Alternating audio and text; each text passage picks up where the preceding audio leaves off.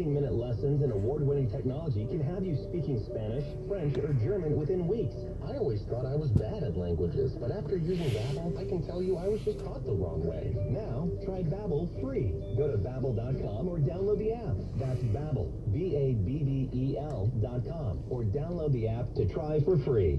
Prescription products require an online physician consultation and are only available if the physician determines a prescription is appropriate. See website for full details. Hey guys, good news. The expensive little blue pill is now generic, which means you can get the prescription medication to treat ED at affordable prices. And now get your first month's supply for just $5 at 4hims.com/Alex. Hims connects you with real doctors online who can prescribe the medication, and a pharmacy sends it right to your door. So easy. To get your first order for just $5, you need to go to 4hims.com/Alex. That's 4hims.com/Alex.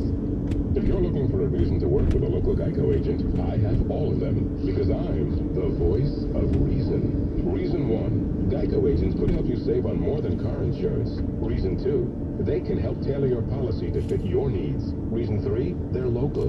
And 4, they're local. Yes, I already said that, but it's still a good reason. And if you're looking for more ways to save, your local Geico agent can help with more than just your auto insurance. Stop by or give them a call today. They're here to help. Let's observe the inflatable noodle man. His constant undulating entices people to look at me. He's tireless and brainless. A literal fad.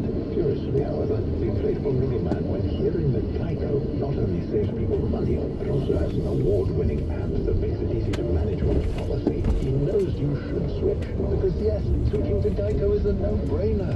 Just ask an inflatable noodle man. Carefully, they are unpredictable creatures.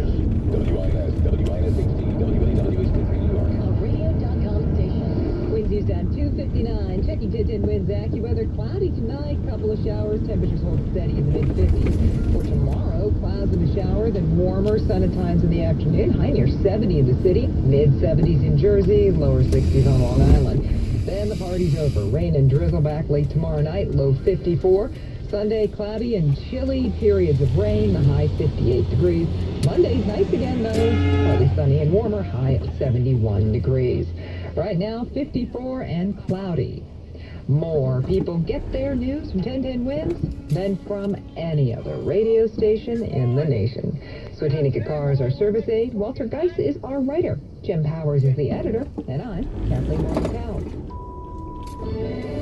All news, all the time. This is 1010 Winds. You give us 22 minutes, we'll give you the world. Good afternoon. 54 degrees, 3 o'clock on this Friday, May 3rd. I'm Larry Cantor, and here's what's happening. New Jersey Governor Murphy makes a pitch to a congressional committee for the stalled Gateway Tunnel project. A man is rescued from the East River. He's being treated at Bellevue, condition unknown.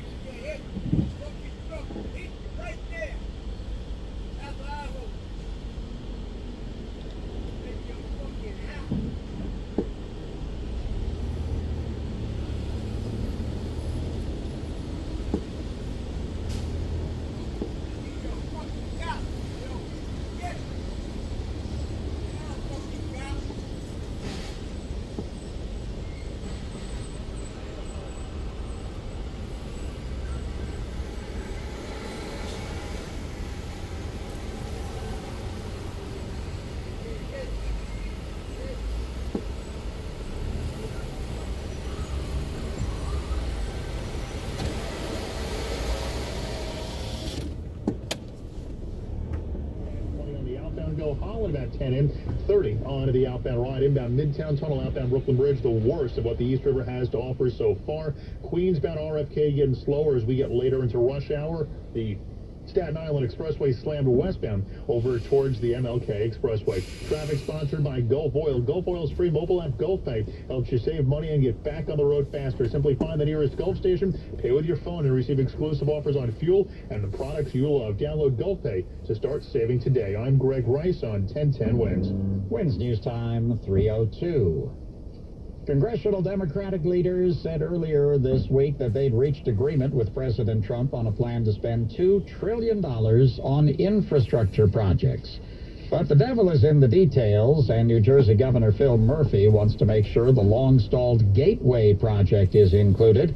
He came to New York this morning to discuss the need for a replacement rail tunnel. New Jersey Governor Phil Murphy told a congressional committee he's committed more money, has a plan in place. New York is also on board to repair the rail tunnels, but Every time you think you've done what you've been asked to do, put more skin in the game, do the environmental work faster than they expected, work seamlessly with New York and the Port Authority and Amtrak to come up with a really credible package of broader financing. Every time you do that, actually, no, we need you to do a little bit more, and that's really frustrating.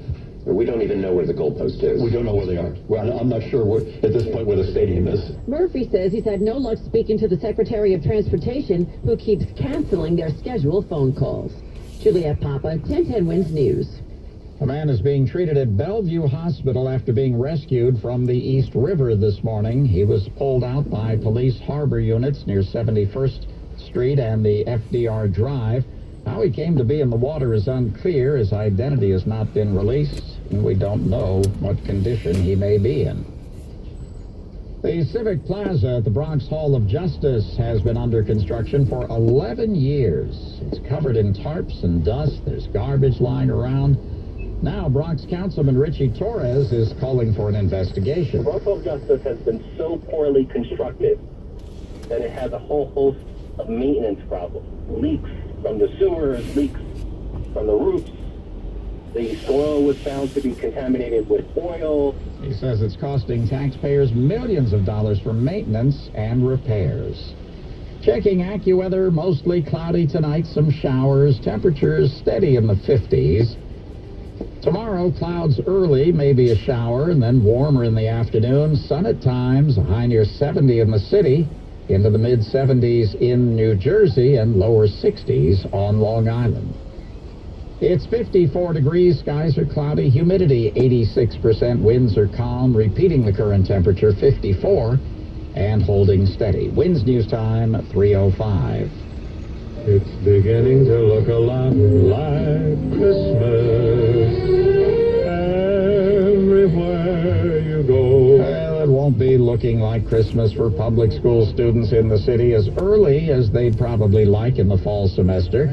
Usually when Christmas Eve falls on a Tuesday, school will be closed the day before, effectively starting the winter recess on the previous Friday. But the just-released school calendar shows classes will be in session on that Monday, meaning winter recess won't get started until Christmas Eve. So far, no comment from the Board of Education. Elected officials all over New York State are calling on Albany to authorize cameras on school buses. But it's not to record anything that's happening on the bus itself. The plan is to catch other drivers who pass the school bus illegally. Under a proposal already passed by the State Assembly, drivers caught passing a stopped bus would face fines of up to $250. The Labor Department says unemployment fell to a 50-year low last month. Correspondent Aaron Katursky has details. The Labor Department counted 263,000 new jobs in April, thanks to hiring in nearly every sector. It's a sign businesses anticipate strong consumer demand. Consumer spending has been up. The unemployment rate dropped to a 5-decade low of 3.6%. Average hourly wages were up 6 cents. Sufficient, but not enough to drive up inflation. And the Federal Reserve this week decided to leave interest rates alone. Businesses say they are struggling to find workers to fill jobs and are raising pay in hopes of doing so and training more entry-level workers. New York's Deputy Senate Leader Michael Gianaris is joining Mayor de Blasio in demanding that the Board of Elections add more early voting rights throughout the city.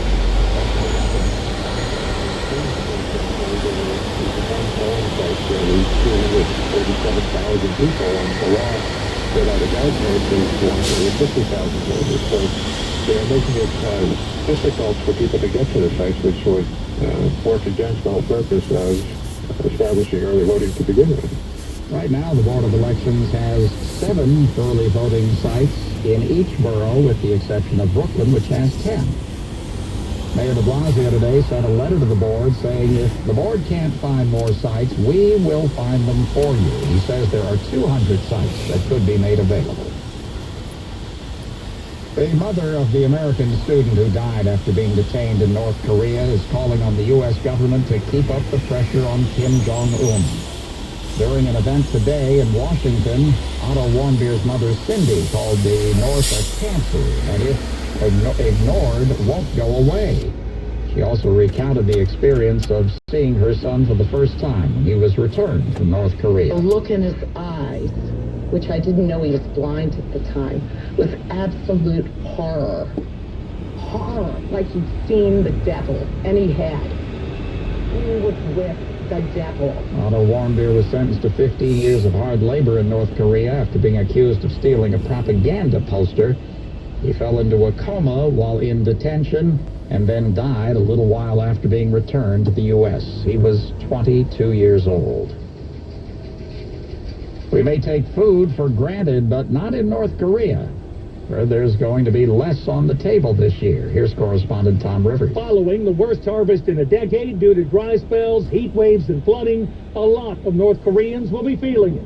That's the word from the UN's Mario Zappacosta. It is estimated that about 10.1 million people, around 40% of the population, are considered to be food insecure and in need of urgent food assistance. Among the most affected, women and children. Many families, the report says, will in the coming months be forced to cut meals or simply eat less. WINS News Time 3:09. At Dell, we know running a small business takes hard work. As a thank you, for all of small business owners, we're offering up to 45% off select computers with Intel Core processors. Plus, get additional savings when you call the Dell Small Business Technology Advisor. Call 877-BUY-DELL today. That's 877-BUY-DELL. Additional savings valid May 6th through 30th at 8 a.m. Eastern on select computers from customer calls. Includes Dell Canvas, PowerEdge T30, and select order codes. I've been around a long time, seeing a lot of gadgets show up that are supposed to make my job easier. Digital screwdrivers, hammer 2.0, the new improved nail, now with more pointiness. You know what really makes my job easier? Grainger. Easy reordering, easy inventory solutions, and easy to do business with every time. Gadgets come and go. You want reliability. You want Grainger. Call clickgrainger.com or stop by to see for yourself. Grainger, for the ones who get it done.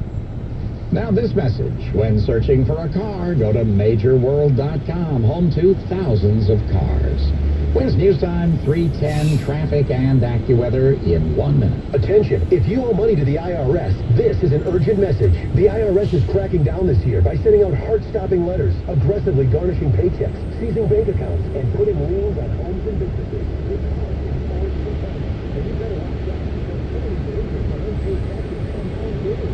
Impossible to ever get out of debt. Don't let tax debt destroy your life. You need to call Optima Tax Relief, the #1 tax resolution firm. They are experts in the Fresh Start Initiative, one of the biggest breaks the IRS has ever offered. If you qualify, you can save thousands, even tens of thousands.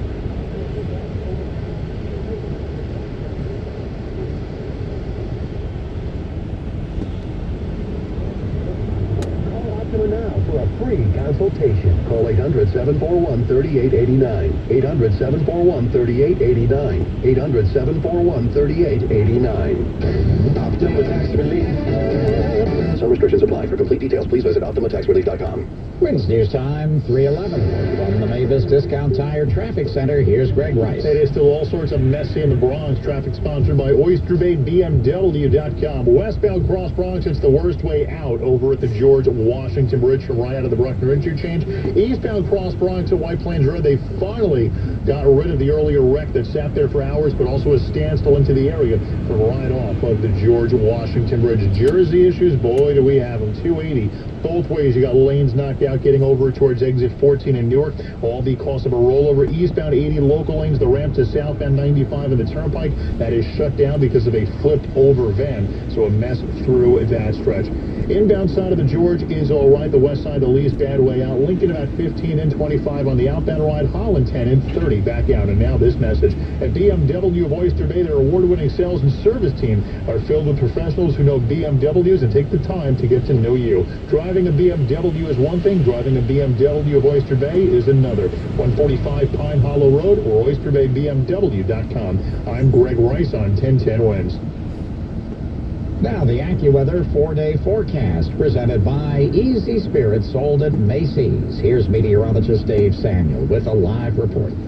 We have downpours moving across Queens. This activity moving into Nassau County, Long Island as well. Just absolutely pouring out there near Hempstead and Garden City. This activity is moving quickly off to the east, so a heavy rain won't last too long at any given location, but it will keep heading westward, West Babylon, Brentwood. You're next as this activity moves into Suffolk County. We'll see mostly dry conditions across the rest of the tri-state. There's a lot of clouds around, and that'll be the case through the afternoon. We'll hold in the mid-50s right through the rest of the afternoon and tonight. Will be some more showers around tonight. Any heavier rain probably holds off until later tonight, but again, there can be a shower or two even this evening, and there'll be areas of mist out there as well with a low hanging overcast. Temperature steady in the 50s through tonight. Then tomorrow, clouds break for some sunshine, the high around 70 in Midtown. It gets rainy as we head into Sunday, the high 58, but then partly sunny and dry Monday, back into the low 70s. 56 degrees right now, cloudy in Central Park, and it's going down to 54 in Midtown. I'm AccuWeather meteorologist Dave Samuel on New York's weather station, 1010 Wins. Wins News Time, 3:13. As the original comfort footwear brand, Easy Spirit knows that anything is possible when you're comfortable, with sizes for everyone, from 5 to 12, and offering widths from narrow to extra wide. It's no wonder Easy Spirit's mules, loafers, sneakers, and sandals have thousands of 5-star ratings from women who share the belief that comfort should be uncomplicated. Enter the Easy Spirit Comfort Zone today and get 20% off at EasySpirit.com when you use code RADIO. My doctor is a rock star because he makes me feel like one. I think my nurse had x-ray vision. He knew what her made even before I told him. At Cohen Children's Medical Center, we believe the better you understand children, the better you can treat them. That's why we built an entire hospital around children. A hospital that understands their needs, their emotions, their fears. So when they look in our eyes, they see more than a doctor or a nurse or a therapist. He was like a magician. He could make my boo-boo disappear. She wasn't just a nurse. When I wasn't looking, I'm pretty sure she was also a warrior princess. Children see healthcare differently. She was bright as the sun. So we approach them differently. See children's healthcare differently at northwell.edu/Cohen. Cohen Children's Medical Center. Northwell Health. Look north. Wins News Time, 3:15. Now from the WFAN Sports Desk, here's John Minko. Well, Larry, tonight in Raleigh, Game 4, Eastern Conference Semi. The Islanders down 0-3 to the Carolina Hurricanes. This is Islander center Matt Barzell. It's not fun where we're at. It's not where we want to be, but this group's pretty resilient, and we're definitely not going to go easy, and gonna fight till the last buzzer. So anything can happen, and crazier things have happened, so, who knows. And the Islanders need to win tonight, obviously, to force a Game 5 in Brooklyn. Mets open a weekend series in Milwaukee. How about the Met rookie first baseman Pete Alonso, National League Rookie of the Month for April, leads the Mets with 18 extra base hits, hitting .302. Ever since I was a young kid, I was dreaming of this moment, and, getting here's one thing, but also, it's really cool to have all the hard work and preparation come into fruition, have a good first month like I did. Mets have alternated wins and losses over their past 6 games. Steven Matz makes the New York start tonight. Yankees home to the Minnesota Twins. The Twins 19-10 off a 6-1 homestand. They took 3 of 4 from the Astros. And James Paxton and Kyle Gibson are your starters. Giants minicamp, the rookie minicamp, the top draft pick. Duke quarterback Daniel Jones happy to be on hand. This full day here it's been great. Just trying to get a feel for everyone, doing some chemistry with the guys, and just being around the building is great. Yeah, the Jets declining the contract option on linebacker Darren Lee means this is his last year under contract. Sports at 15:45 around the clock. John Minko, 1010 East. Discover the Effie Jewelry Collection and incredible savings during Macy's Friends and Family. Save 30 to 50%. Plus, take an extra 30% off when you use your Macy's card or pass. Be the first to see the new Effie Canary Diamond Collection created for Macy's. Find brilliant Effie emeralds, sapphires, gold, and more. Save on Effie jewelry for them or for you. exclusive jewelry destination. Savings off regular and sale prices, exclusion supplies.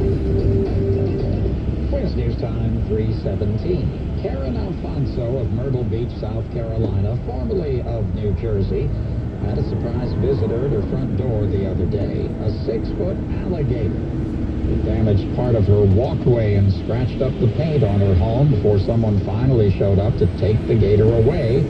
But Alfonso wasn't scared. In fact, she says it was the coolest thing that could ever possibly happen.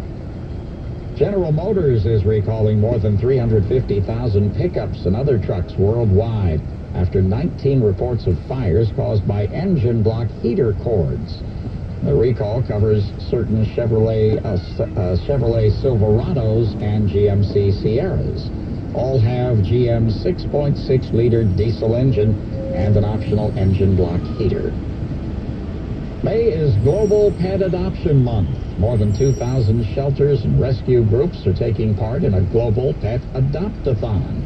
Kathleen Lynn is with the North Shore Animal League of America. Pet Adopt-a-thon, our global Pet Adopt-a-thon, once again this year, all throughout the month of May. But for us at North Shore Animal League America, it's this Saturday and Sunday. Mr. Met's going to be there on Saturday. We're going to have all kinds of activities for the family and for kids. And we're going to have dogs, cats, puppies, and kittens available for adoption. The event is in Port Washington. Wednesday News Time, 3:19. This is a special announcement. Dedication to the first 75 men who called out. This offer is to spread awareness about a treatment that's 98% effective, even for men who can't take prescription ED medications. You'll receive a personalized, custom blend of the latest FDA-approved medications, formulated to treat sexual performance problems caused by diabetes, cardiovascular problems, low testosterone, or depression. Your appointment will be at a private and professional medical office with a doctor representing a physician network that has helped over 50,000 men regain their performance.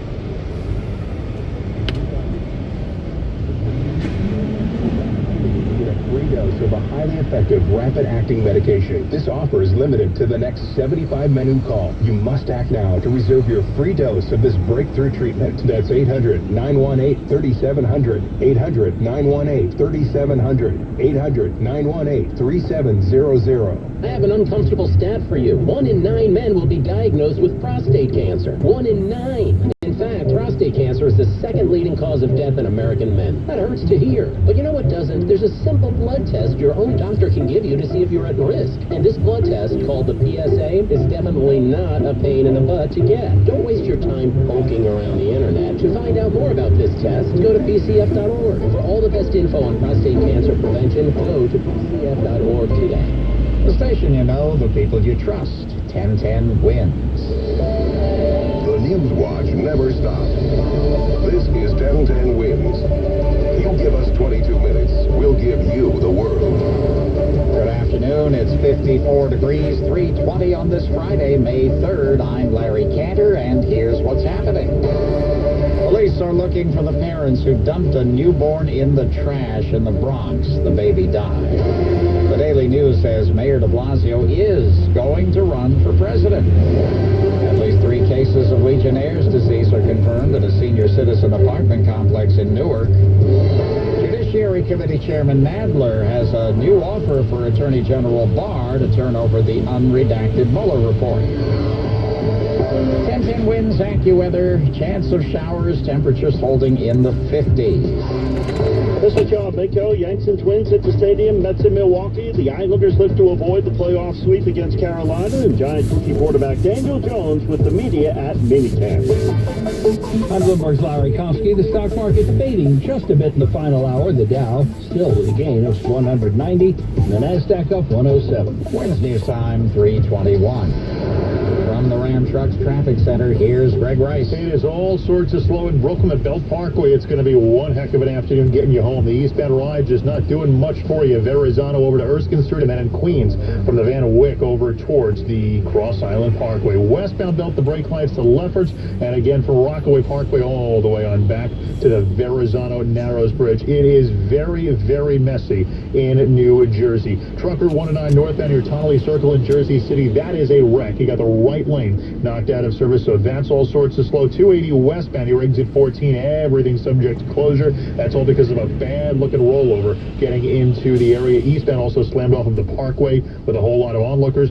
80 eastbound, the local lanes, the ramp that puts you onto 95 and the Turnpike southbound is shut down because of a van that flipped over. 287 southbound at exit 12, still looking at construction. Inbound George is all right. There's no good way out. Lincoln 15 and 20 out. 30 to 40 at the outbound Holland. No more than 15 minutes in. I'm Greg Rice on 1010 Wins. Wins News Time 3:22. A young life was quickly extinguished last night in the Mott Havens. Purse money. That's the standard relationship between a jock and the agent. So that's how it works. So when you take a guy off a derby horse, it's tricky. But this might not be a horse that I didn't look to see if he's ridden the horse a lot, number one. Number two, he might just say, they might go to him and say, here's an envelope. And the ownership might not have a real relationship with the jock anyway, so they don't feel like it's someone they use all the time where they're going to have feelings hurt or something like that. So if you did it with one of the favorites, it'd be a little more dramatic. But whenever Mike Smith enters the race, some people are going to bet on him because he's had a great reputation and he's had a knack in these races, in the big races. Tony in Manhattan starts us off. What's up, Tony? Hey, Mike, can you hear me? Yeah, I can hear you fine. How are you? Good, what's up? You were talking baseball attendance, and that's an interesting subject to me for two reasons. Number one, I got a 3-year-old boy, I got another on the way, and I want to get him into baseball at some point. But number two, it reminded me years ago when the Yankees were having the attendance issues, and you brought up a topic which I agreed with at the time, because I feel like I'm one of the guys you were talking about. Back in the Giambi, Musina, A-Rod years when they were breaking attendance records, I was a guy, late teens, early 20s, living at home, expendable income, and could afford to go to 30 games a year.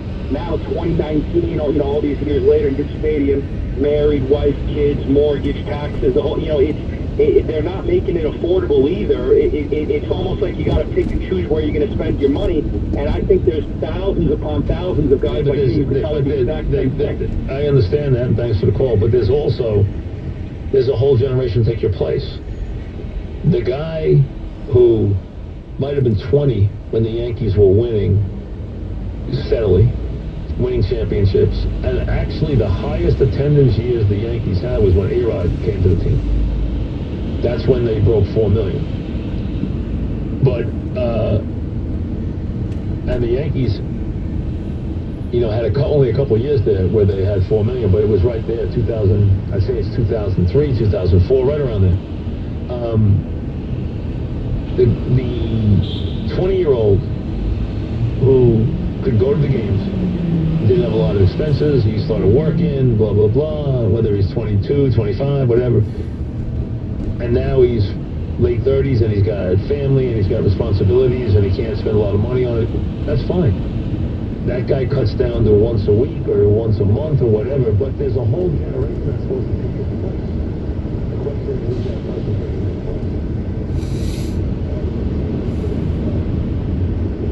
And it's more than that. It's also, there's a lot of competition for sports dollar.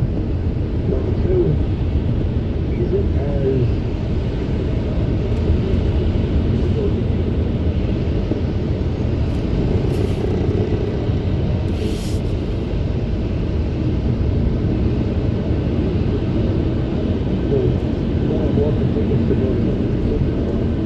I'd much rather watch it at home. When the game's over, I'm done with it. I don't have to run to my car. I don't have to leave in the 7th inning or 8th inning, or otherwise I'm, locked in. If I stay for the game, then it's 3 hours to get home. I don't want to do that. I can't do that. I don't have time for that. So I don't have the commitment. And traffic is a huge issue. You hear that all the time. You hear that as much as expense. And that's something that all sports are going to have to deal with. The idea of how do they make going to the game be alluring, be something that the fan is still interested in, where you're going to have a reason why the guy's going to enjoy going to the game. Is the experience as good at the game as it can be? And also has the game where it's become less action in the game A lot more strikeouts. Home run strikeout situation, a lot less action in the game. Has that curtailed it? Plus, I think a big issue is how many bad teams there are. There's a lot of teams that let themselves go really bad. And I think that really divides things. Matt in Rockland County, what's up, Matt? Mike, are you there? Hey, Mike, you there? Mm-hmm. Yeah, Mike, I'm sorry, I'm White Plains, not Rockland. But Mike, listen, it's been a long time since I called you. I have to call about this baseball thing. It says White Plains, but that's okay. It says Rockland, but go ahead. All right, you got it. All right, so Mike, listen, man, I played 4 years in college. That doesn't mean anything. I'm coaching, well, I'm just giving you a little resume, Mike. I'm coaching a team right now out of Brooklyn, 14 years old. Okay? Mike, first of all, if you talk to guys that coach locally, lacrosse is becoming really big. They're getting the best athletes. It's easier to play lacrosse. There's not as much failure. And it's what does that have to do with attendance, though? There's no lacrosse competition. There's no way to go watch the lacrosse game. Mike, you're not having 18-year-olds beg their parents to go to games. This has been happening since the early 2000s. Kids do not like baseball no more. They don't want to go. I don't believe. I got kids myself. What are you talking about? I have teenage kids. I have a son 12 and a son 14. Mike, the cool kid in high school now wants to play lacrosse. He does. Wait a second. They play every sport, but it's not. Listen, I understand, and the reason why they play lacrosse is as much about the parents as it is the kids. You know why? Because they want to go to the right schools and they think they can get scholarships. And that's the reason why they are so locked into lacrosse. Because lacrosse has been an entree into all these very good schools, which are all schools that are all playing lacrosse. That is a huge factor with lacrosse. Enormous in terms of scholarships and also how it gets you entree into these schools. It is a big factor. You hear about it all the time. They are competing against each other head to head, but I don't agree, and thanks for the call, I do not agree that the lacrosse craze, and there is one. There's no question, you're right about that. There's kids playing lacrosse and giving up baseball. I don't think that makes baseball less popular. I don't see why that's the case. I just think it's a different situation. I think there's a lot of other reasons. I think part of it is there's too many bad teams. I think that pace of play is an issue, and I think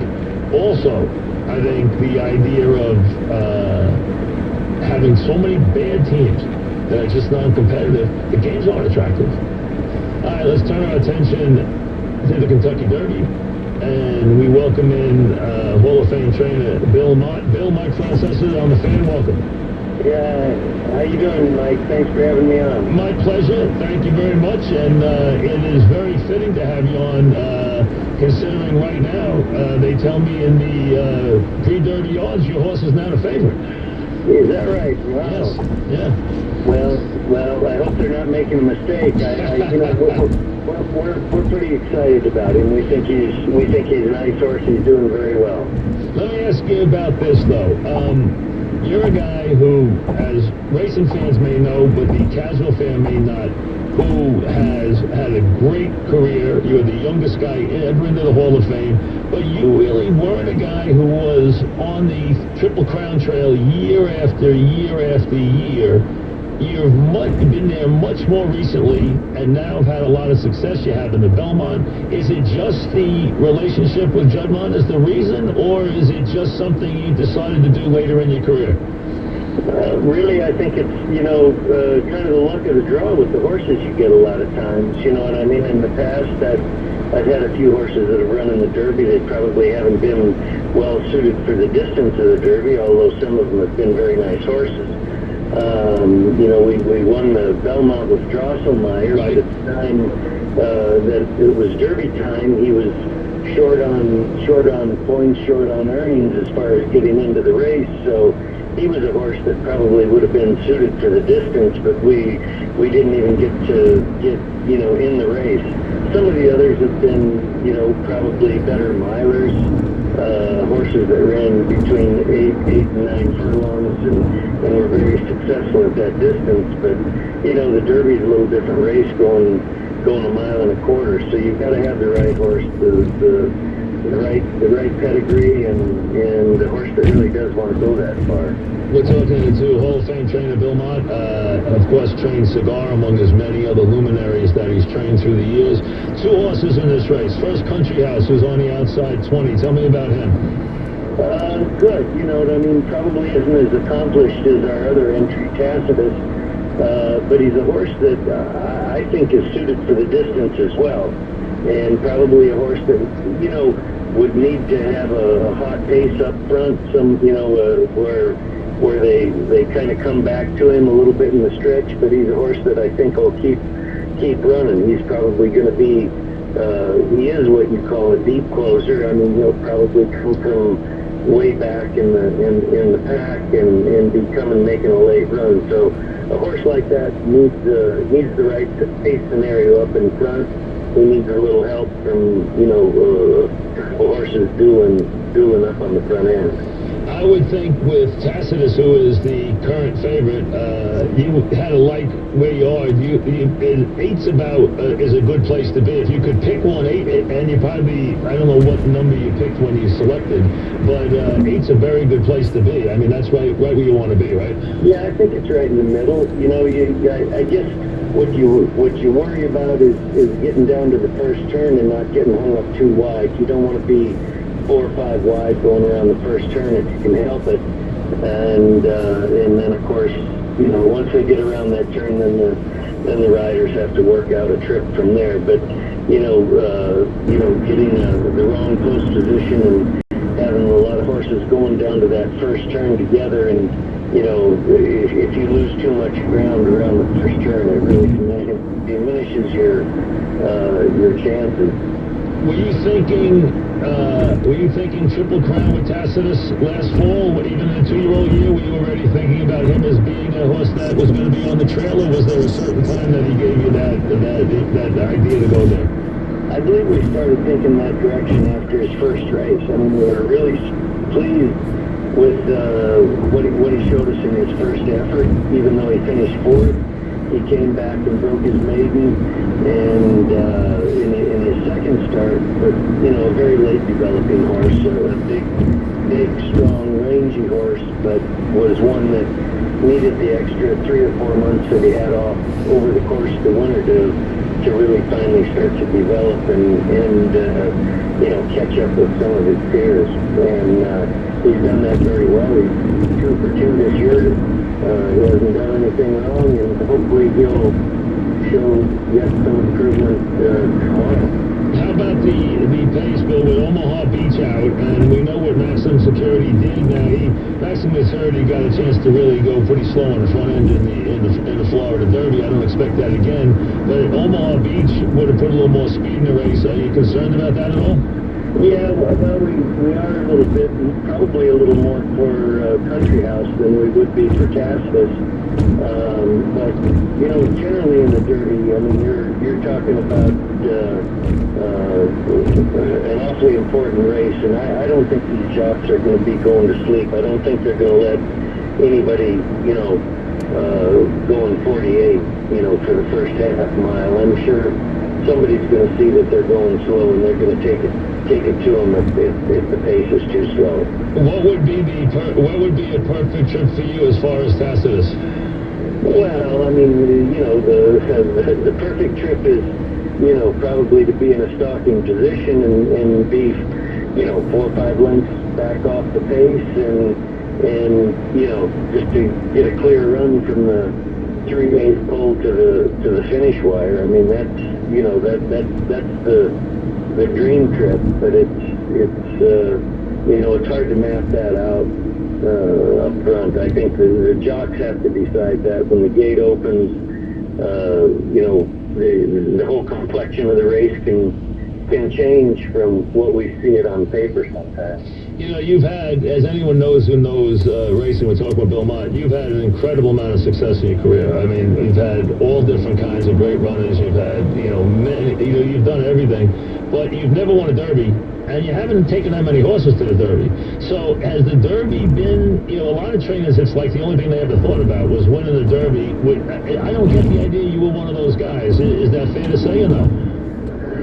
Well, I I figured it would happen. If it's going to happen, it's going to happen. And I guess I never went out shopping for those kind of horses or promoting only the Derby. I think I was just somebody that trained the horses that I had in the barn and tried to do the best we could with each individual horse, and not each one of them is meant for the Derby. So, you know, I think it's unfair to just concentrate on only that race. I think you've got other responsibilities, you know, to other horses and other owners, and so we've done well with a lot of the other horses, and hopefully we'll do well with this group of horses that we've got in the Derby. But it's just, I think it's you've got to have the right fit. You got to have the right horse for it, and it's certainly a race that we want to participate in and hopefully eventually win. Well, you know what? You have two chances tomorrow, so it's an exciting time. I'm sure you got to be thrilled right now to be sitting in your position. I don't think you trade positions with anybody, would you? I wouldn't right now. No, I really don't believe I would. I think I'm happy where we're at, and I'm really pleased with the way the horses are going, and we're, you know, getting to that point where we're within 24 hours of race time. So it's getting a little closer and a little closer. So we'll know before too long. What are you expecting weather-wise tomorrow, Bill? You know, the track's in good shape right now. I mean, we had rain all morning, but it looks like we're good. The rain's going to stay away until maybe mid-morning tomorrow, and then there's like a 50% chance. So I'm hoping the forecast gets a little better and a little better. I mean, I'd like to see the race run on a good, fast racetrack, but both our horses are well meant for the off track too. So whatever happens, and we'll just have to take it as it comes up. The audience knows about Casa Creed. They know that I have an interest in Casa Creed with Lee. What's your thoughts about Casa Creed's chances tomorrow? Well, I think it's now here again. We're talking. You know, we've had a lot of rain, so we've got to deal with a turf course that's got a little bit of give in the ground. They ran a race earlier today, and I was really surprised what good shape the turf course was in. So it's handling the water quite well right now, but it definitely will have some give in the ground. I'm excited about the way he's doing, the way Casa Creed is doing. He's coming off two good races out of his last three. So I think we're in the mix there. I think so. Sounds good. Listen, I wish you great success tomorrow. Thanks for a couple of minutes. Good luck. Okay. My pleasure. Thank you. All right, Bill Mott, the trainer of Tacitus, who is right now the favorite in the race. We'll go through the whole race with Brad at 4 o'clock. Bill is a guy who, as you know, is a guy from South Dakota who trains Cigar and has had a million great horses, and really was not a guy that was like, it wasn't like Baffert and Lucas where everything was an obsession with the Triple Crown. It was more about, like I said, all the other races, Breeders' Cup, this, that. And lately he's had a lot more horses, and obviously if he starts participating in these races, he's going to win them because he's a great trainer. I mean, he's been a legendary trainer. So now he's got a chance tomorrow with Tacitus, who I told you was a now horse, and he trains a horse that I own a piece of with Lee Einslider, who's the Casamigos guy, and was the Grey Goose guy, which is where I met him many, many years ago when they first brought Grey Goose to the fan, which was about 15 years ago. So he and I own a couple of horses together, and he uses Bill Mott. So the horses that we've bought together that we have put with Bill Mott, I've not had horses with Bill Mott before that. So he now has a couple of horses that I have an interest in. One named No Line, and the other one No Line, which is a 2-year-old, which is a pretty good 2-year-old from what we understand. Hasn't run yet. And one named Casa Creed, who will run in the 9th race tomorrow, which is the $400,000 the American Turf. Great. To Milan the quarterback, and if they had the first overall pick, it would have just been who they liked better, Murray or Jones. And I have a feeling just based on how much they love Jones, and as you said, nobody seemed to like Murray either. You know, I can imagine the conversations in Arizona. We're talking about the Giants taking Jones at 6 because they had the 17th pick. But I get the feeling that if the Cardinals had the 18th pick, they still would have taken Murray, and we would have questions if Murray would be around at 18. It seemed like nobody liked Murray but Arizona. Absolutely. Big weekend for horse racing. Tomorrow is the Kentucky Derby, and 98.7 ESPN is your home for the Triple Crown. We are going to be carrying all 3 races on our air, starting tomorrow with the Run for the Roses, the 145th running of the Kentucky Derby. Coverage starts at 5 p.m. this Saturday on 98.7 ESPN. So the favorite has been scratched with something wrong with his epiglottis, which he is Omaha Beach is the name of the horse that was scratched. That was the one that everybody thought was going to win. So it's kind of a wide open field right now, and you can hear the race right here on 98.7 ESPN. More of your phone calls. 4 o'clock, we'll talk some baseball as well. Jordan Ronan is at Giant Camp, the Giants rookie mini camp, and he will talk to us at 5:30 after they finish practicing at 5 to give us an up-close, personal, eyewitness view of how Daniel Jones looked. Kayla Greca and you right here on Yes at 98.7 ESPN. Hello, would you like me to find workout classes near you?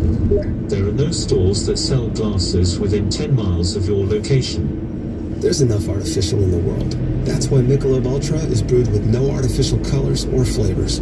With just 95 calories and 2.6 carbs. Superior light beer. Enjoy responsibly. 2019 Anheuser-Busch Michelob Ultra Light Beer, St. Louis, Missouri. 95 calories, 2.6 grams carbs, 0.6 grams protein, and 0.0 grams fat for 12 ounces.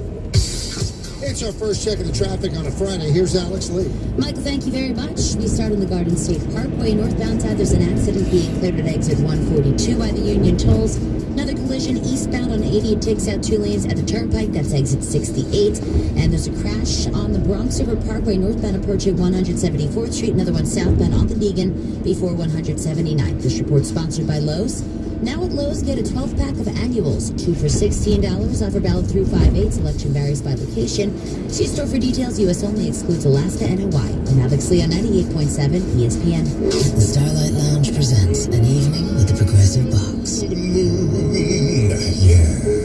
That's Hugo, tickling the ivories. He just saved by bundling home and auto with Progressive. Gonna finally buy a ring for that gal of yours, Hugo? Send her my condolences. Hi-ho! This next one's for you two. There's a burglar in my heart. Thank you. Progressive Casualty Insurance Company and affiliates. Discounts not available in all states or situations. The Home Depot is not your garden variety garden center. Not with the largest assortment of regionally selected live goods and landscape products. Like big quart-sized Rio de Pladania at a special buy. 3 for just $12. In red, pink, or even raspberry. You can't pick better flowers for Mother's Day. Or a better price.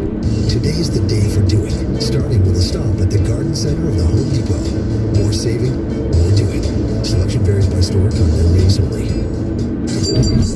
Welcome, ladies, to Becky's bridal shower. Let's get this party started by raising a glass to the beautiful bride-to-be, Becky. Oh, thank you all. Well, this was really great. Now let's go play Quick Draw.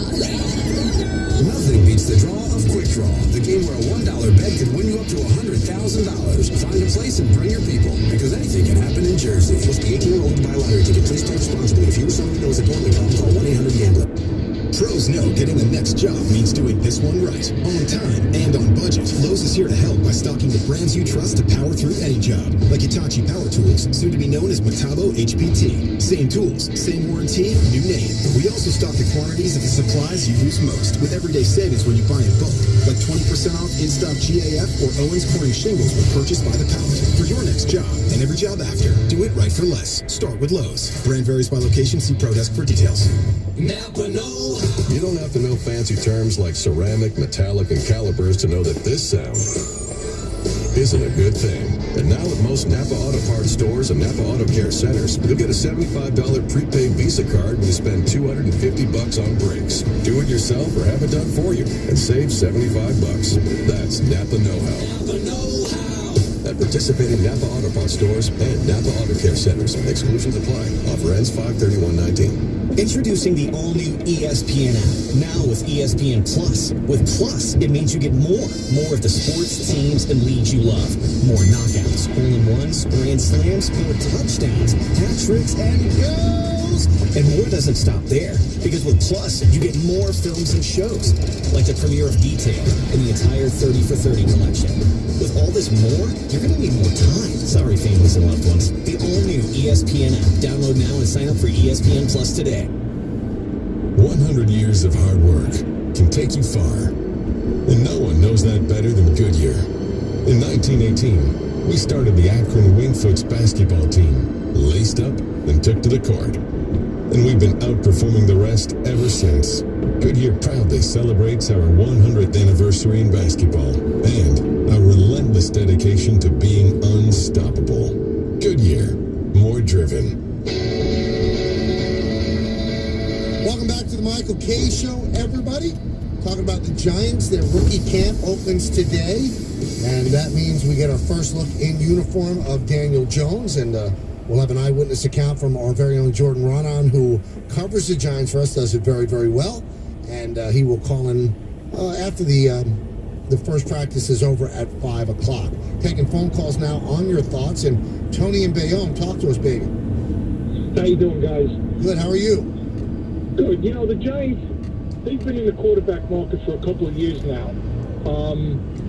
The connection with Jones is obviously Cutcliffe.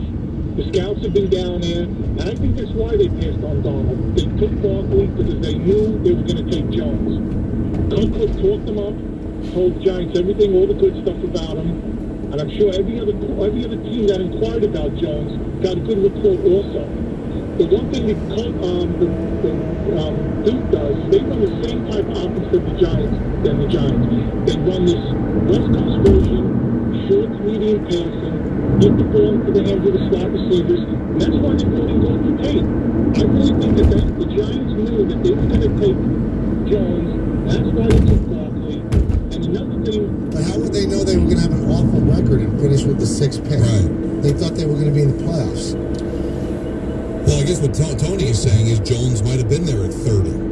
Doesn't that tell you something? I mean, if Jones is there at 30 and you just used the 6th pick, the thing that just makes me uncomfortable is I don't believe there's been a plan. I think it's kind of an amorphic plan. It moves from day to day and year to year. There's no way they were planning on taking Daniel Jones when they selected Saquon Barkley. They didn't think that far ahead.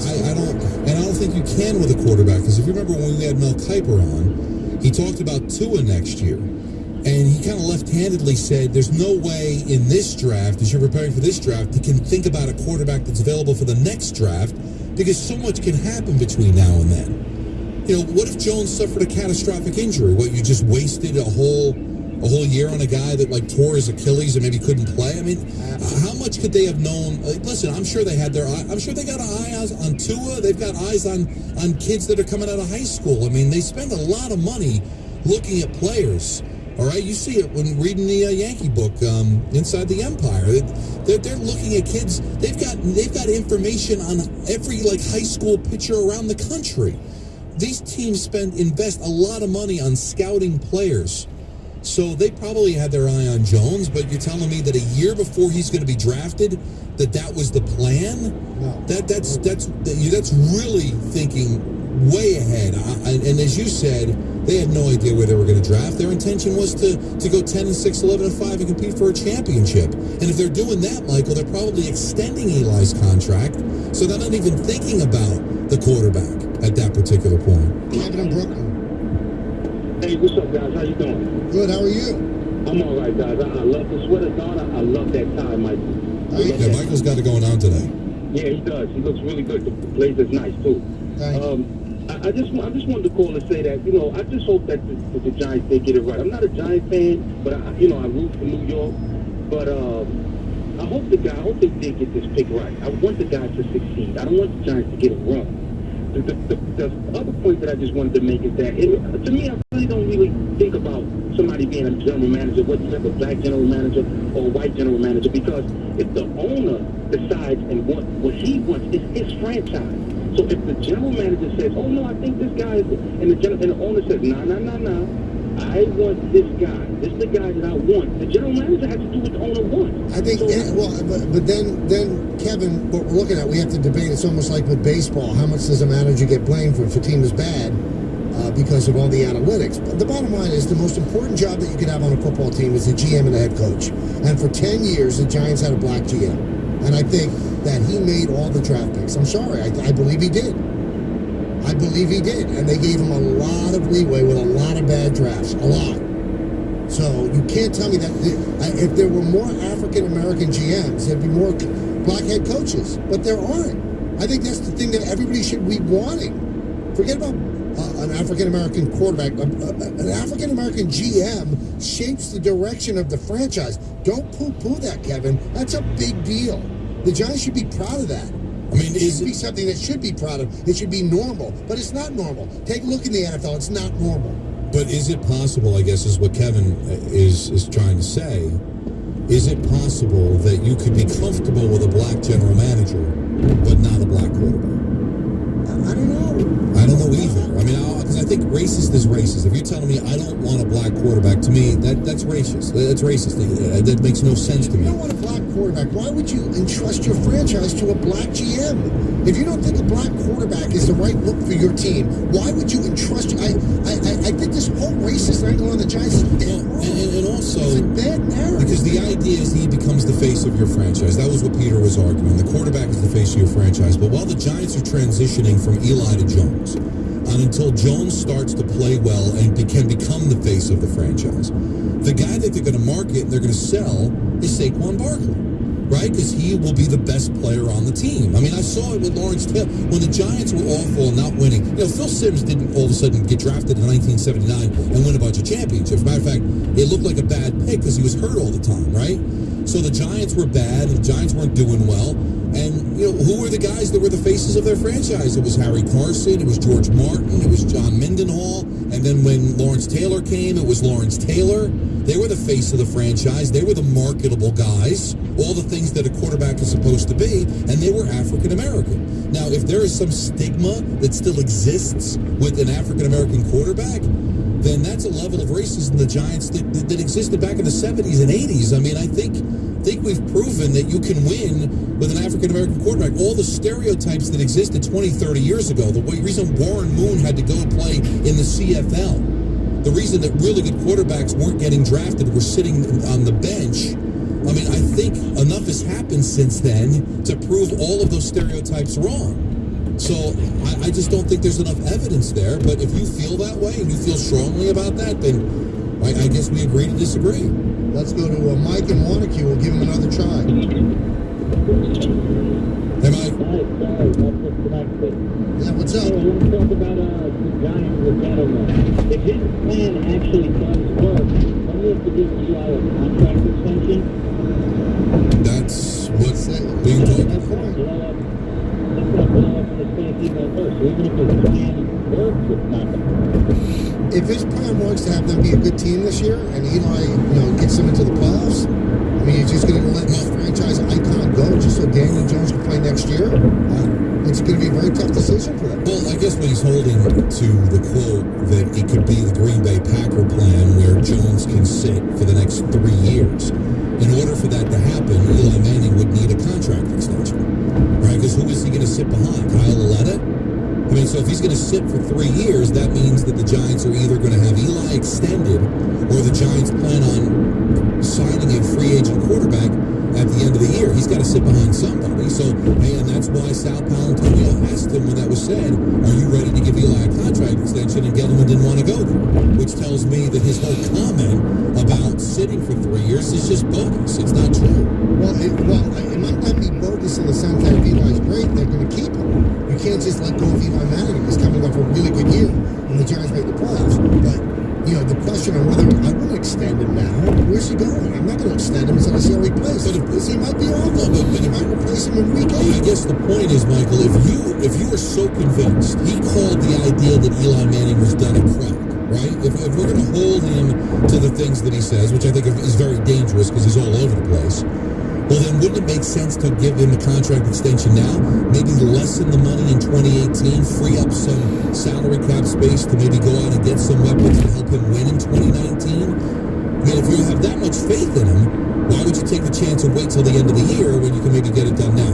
You shouldn't, because he's not going anywhere. He wants to be here. So if you do decide to keep him, you should never extend him now. Well, the only way you for the same reason we told you that they should extend Jacob deGrom. What if he, God forbid, broke his leg? You don't want to kill your cap. No, but the only benefit would be to alleviate cap space in 2019. If you extended him, you might be able to work it to where you pay him less money in this year, or even in 2020, where you can give him free agents and help with some weapons. So there would be some benefit to it. I understand what you're saying. He can get hurt, but it doesn't matter getting hurt because you can just release the guy and it's not going to kill you down the road.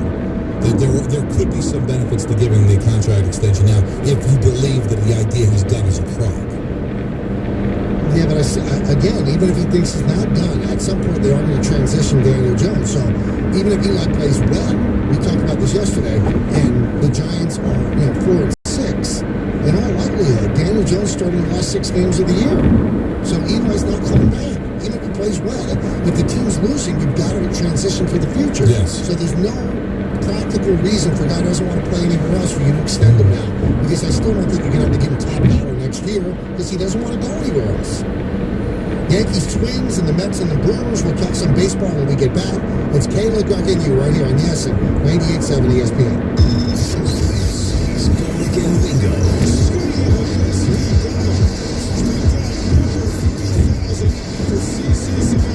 He definitely has a good case for the Hall of Fame. He'll eventually get voted in. We've seen since 2007 that voters have placed such a high value on character. If you were applying a character clause in a positive way, to me, in the time I've covered baseball, he's the best teammate that I've ever seen. Weekend Bingo. Weekday mornings at 6 on 98.7 ESPN. Dear neighbor, Aloha from Kona, Hawaii. We've been hearing about all this multitasking you're up to, texting while calling, while emailing. Maybe sometimes you take a little break and do just one thing. Allow me to demonstrate with a Kona beer. Single tasking. One life, right? Mahalo. Single task tonight with a longboard lager or big wave golden ale. Kona Brewing, Kona, Hawaii. Drink responsibly, yeah? For a limited time, Verizon is offering our best price ever on the best network. Get a single line on Go Unlimited starting at just $70 a month. That's streaming, sharing, posting, talk and text, all on America's most reliable network, and all for this amazing price. Plus, you'll also get Apple Music on us with select unlimited plans. That's up to 50 million songs you can bop your head to just about anywhere. Don't miss your chance for the best network at our best price with the best music. Get a single line on Go Unlimited for just $70 a month. Plus, Apple Music on us today. Now's the best time to get the best network. Verizon. Learn more at go.vzw.com/besttime. Plus taxes and fees. Auto pay and paper-free billing required. In times of congestion, the data may be temporarily slower than other traffic. For Apple Music, line must be on beyond or above unlimited plans. For 120 years, Calvary Hospital has been providing the world's best palliative and end-of-life care. People can get this unique care right now. Queens. The 194, and the NASDAQ at 127. All news, all the time. This is 1010 Wins. You give us 22 minutes, we'll give you the world. Good afternoon, 56 degrees, cloudy skies. It is 4 o'clock on a Friday, May 3rd, 2019. I'm Larry Mullins, and here's what's happening. Knock, knock, Elaine Chao, I know you're in there. Answer your phone, please. New Jersey Governor Phil Murphy saying the U.S. transportation boss, for some reason, is blowing off his calls to talk about the Gateway project, and he wants to know why. Murphy says these tunnels aren't going to build themselves. We'll have more in a moment. A disturbing story out of Mott Haven, where police say a newborn was found this morning in a dumpster behind an apartment building with its umbilical cord still attached. Sadly enough, the baby has died. The search is on now for the parents. House Judiciary Chairman Jerry Nadler drawing his version of a line in the sand to get an unredacted version of the Mueller report. He's giving Attorney General William Barr until Monday at 9 to hand over the document.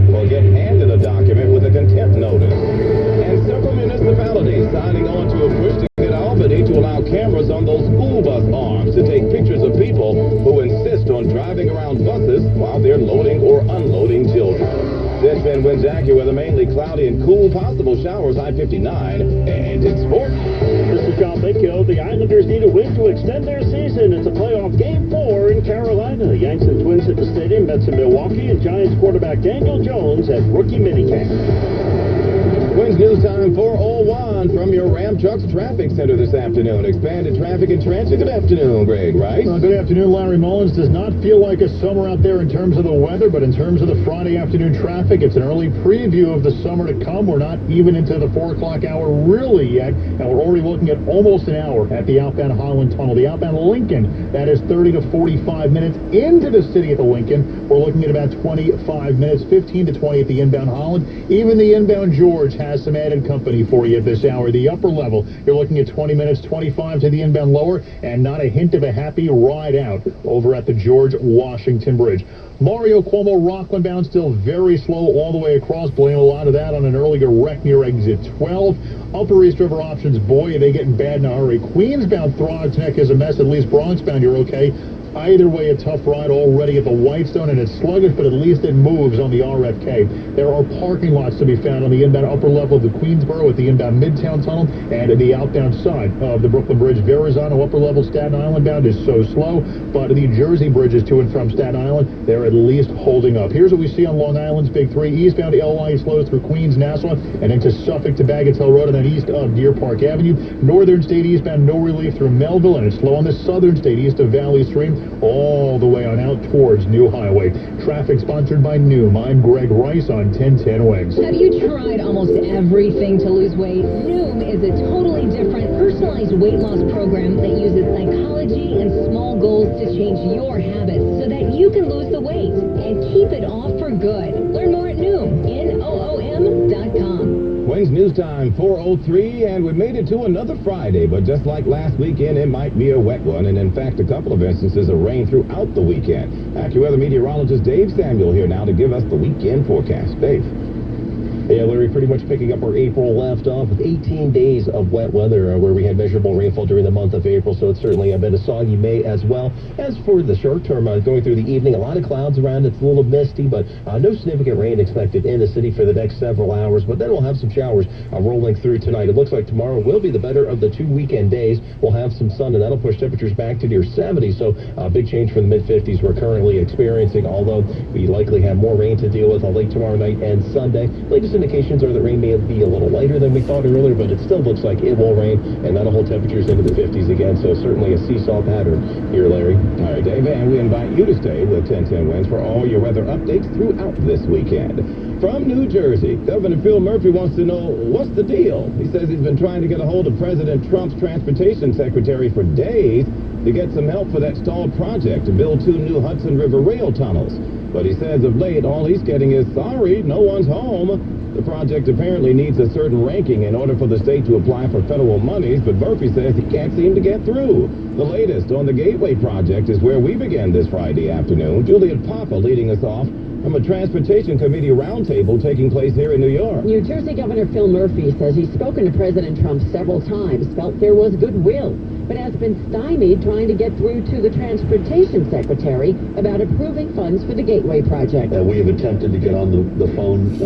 I've offered to come and sit before her, and so far that has not happened. Murphy says the rail tunnels are too small, too old, too damaged, and pose a security risk and economic disaster. Congressman Tom Malinowski weighed in. The House of Representatives knows what we've long known, that this project must be built, that this is not optional. But as one member says, it's like preaching to the choir because Democrats want this done. Juliet Papa, 1010 Wins News. Members of the House Committee on Transportation and Infrastructure toured the century-old North River Tunnel last night. Part of the Gateway project would replace the deteriorating tunnel which links Amtrak's northeast corridor between New York and New Jersey.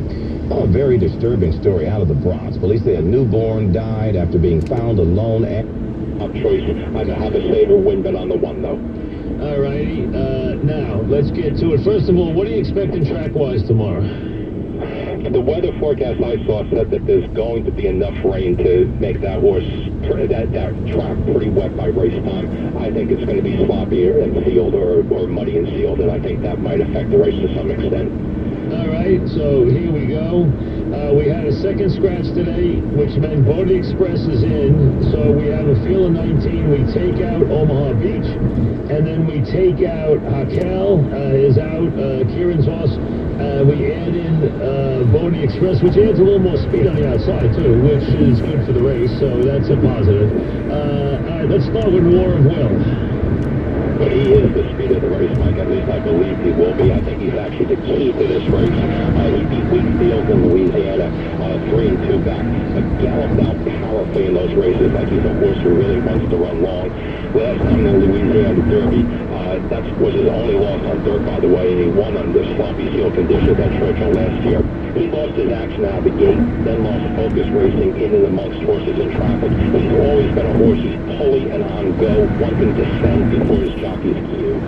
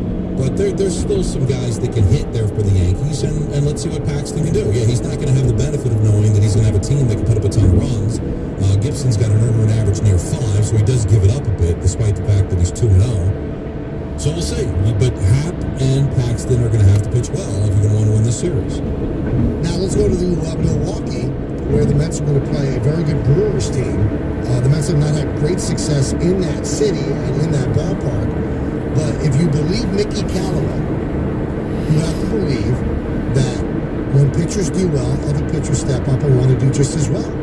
So this time through, they actually did very well. Max pitched well. Wheeler had that one bad inning where he gave up 4 runs. 5 strong innings for their number 5 starter. What was his name? Escaping. Who are you talking about with the Mets? Vargas, yeah. And then you've got DeGrom and Syndergaard, who some people are saying that Syndergaard's best game is a Met. I'm not quite sure. I agree. I think that the World Series win against the Kansas City Royals was gigantic. The way they started off the game by throwing up and in on a guy who kept hitting the first pitch for a hit. Right. I thought that was standing up and being a stud. That game was probably, when you put the pressure and the performance, I thought that was his best game. It was phenomenal. But now do they carry that into the Milwaukee series? Well, you hope to, because this is a high caliber team. No offense to Cincinnati, but you split 4 games with Cincinnati. They're not a great team. Milwaukee's a team in the conversation that could possibly win a championship here. We'll see. And I believe they won the series against them at City Field. But yeah, Matt's needs to step it up, and he's been good. His earned run average a little high, but he's 3-1. He was carrying this team when Syndergaard and DeGrom were trying to find their way. But I believe what Callaway said, that, and I saw that when Harvey was healthy in the infancy of this great rotation. Harvey pitched well, DeGrom would want to step it up, and Matt that, and then the same with Syndergaard. So Matz has to see how 7 scoreless innings out of DeGrom, a complete game for Syndergaard. So Matz wants to step that up, and then Wheeler will feel the same thing, and then we'll see what Vargas can do. And yeah, but that's what's happening here, because ultimately, because we didn't talk about this the last couple of days, Michael, ultimately, this team is going to be carried by its pitching. I don't think they're a great offensive team. Now, Alonso's been terrific, and you have Cano. But interesting, Mets scored exactly 1 run over the last 2 games against Cincinnati. So is the offense starting to come back to earth here? And they're going to need their pitchers to do well. I don't care how good this offense can be. They're going nowhere if they don't get pitching. They cannot bash their way to a division championship. They can't. So DeGrom, Syndergaard, Matz, Wheeler, they've got to be good. And then you can live with Vargas. He's your 5th starter. But if those 4 guys pitch to the way they're supposed to pitch, this team will be fine. A lot more pictures coming in with Jockey Don. You're at the Last Supper. You're at the signing of the Declaration of Independence. You're with King Kong, right outside the Empire State Building. So, I mean, really classic stuff. Great by our fans. Today's Around the Bases, brought to you by Evan Williams. Seriously good bourbon. Evan Williams reminds me of Think Wisely, Drink Wisely. What were you saying there? I was going to say I'm with Mork of Mork and Mindy fame. That's a good one. I just retweeted that. American Gothic, you know, the painting. Am I saying it right? It's American Gothic. They held the pitchfork? Yeah, I'm in the background of that. That was good. I'm just retweeting that. But really, people have stepped up. Now, there are some awful ones where people just didn't put in the effort. And that's bad out of them, because compared to all the other ones, you're going to get mocked. So you got to step up your game, just like we Coles, should right? do too. I'm just thinking off the cuff here. We haven't even planned it. And we saw, what a dangerous thing is when we had somebody up who we now think is a saboteur for the other station.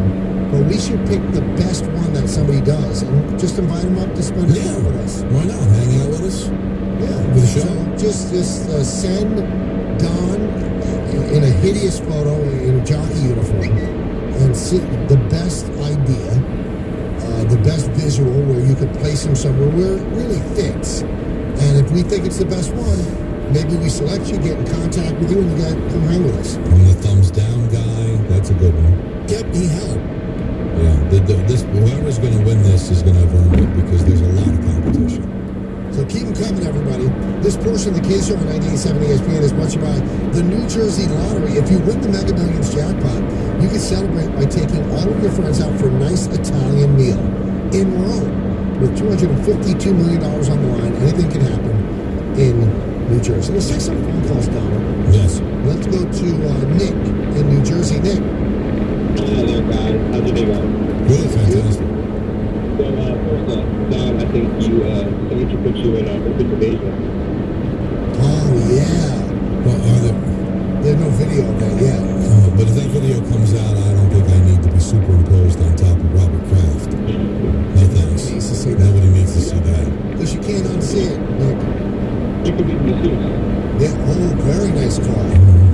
I need to see it first, I don't think I'd like it. But go ahead. What are your 3 to 5 Yankees that they can't lose or that need to not help you? Good question. I really think they need Betances. As good as the arms are in that bullpen, Betances is a big part of it. I think they definitely, most certainly need Willie Severino. He's really important to them because you can't just lose an ace. So he's not going to come back until July. But the bottom line is you want him to be what he was in July.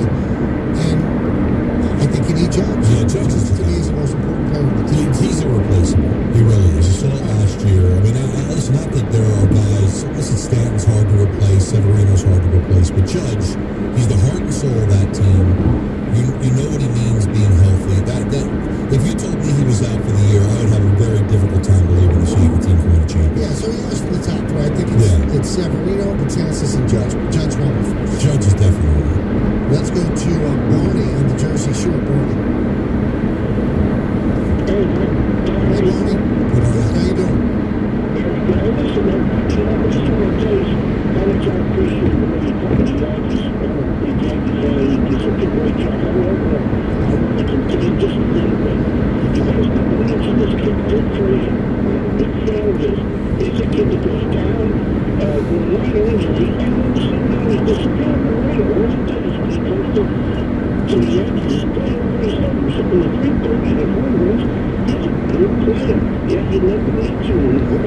We had him on as a guest.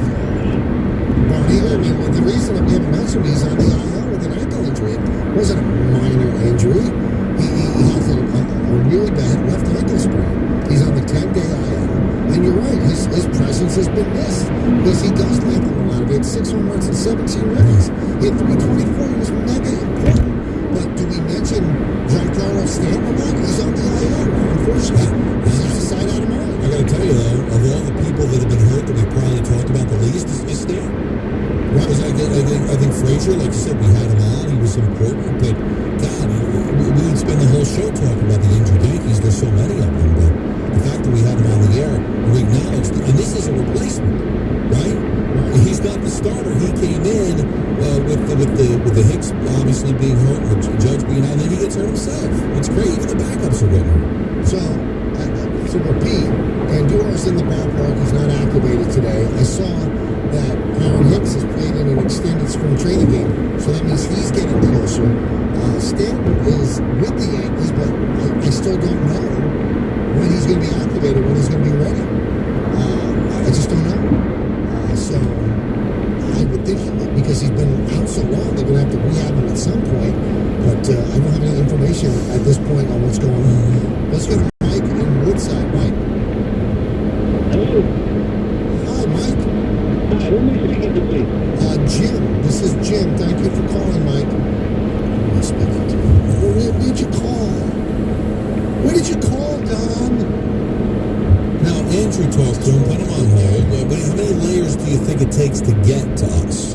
You talk to Andrew, Goodnightney, Fisteris, Jim, Stump, and then you get to Michael. Stump was in the studio earlier. Did you see Stump? I did see Stump. What I found interesting is I had to go to the bathroom.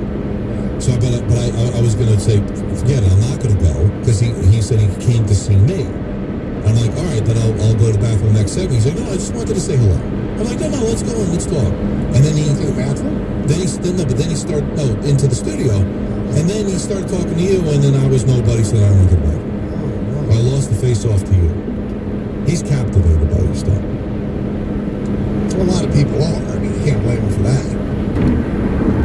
Yeah, I know, but he more so than others. Our brilliant program director, Brian Hurley, also said that the pictures are so great we should come up, you have to hashtag it. So I think the hashtag should be Where's Don.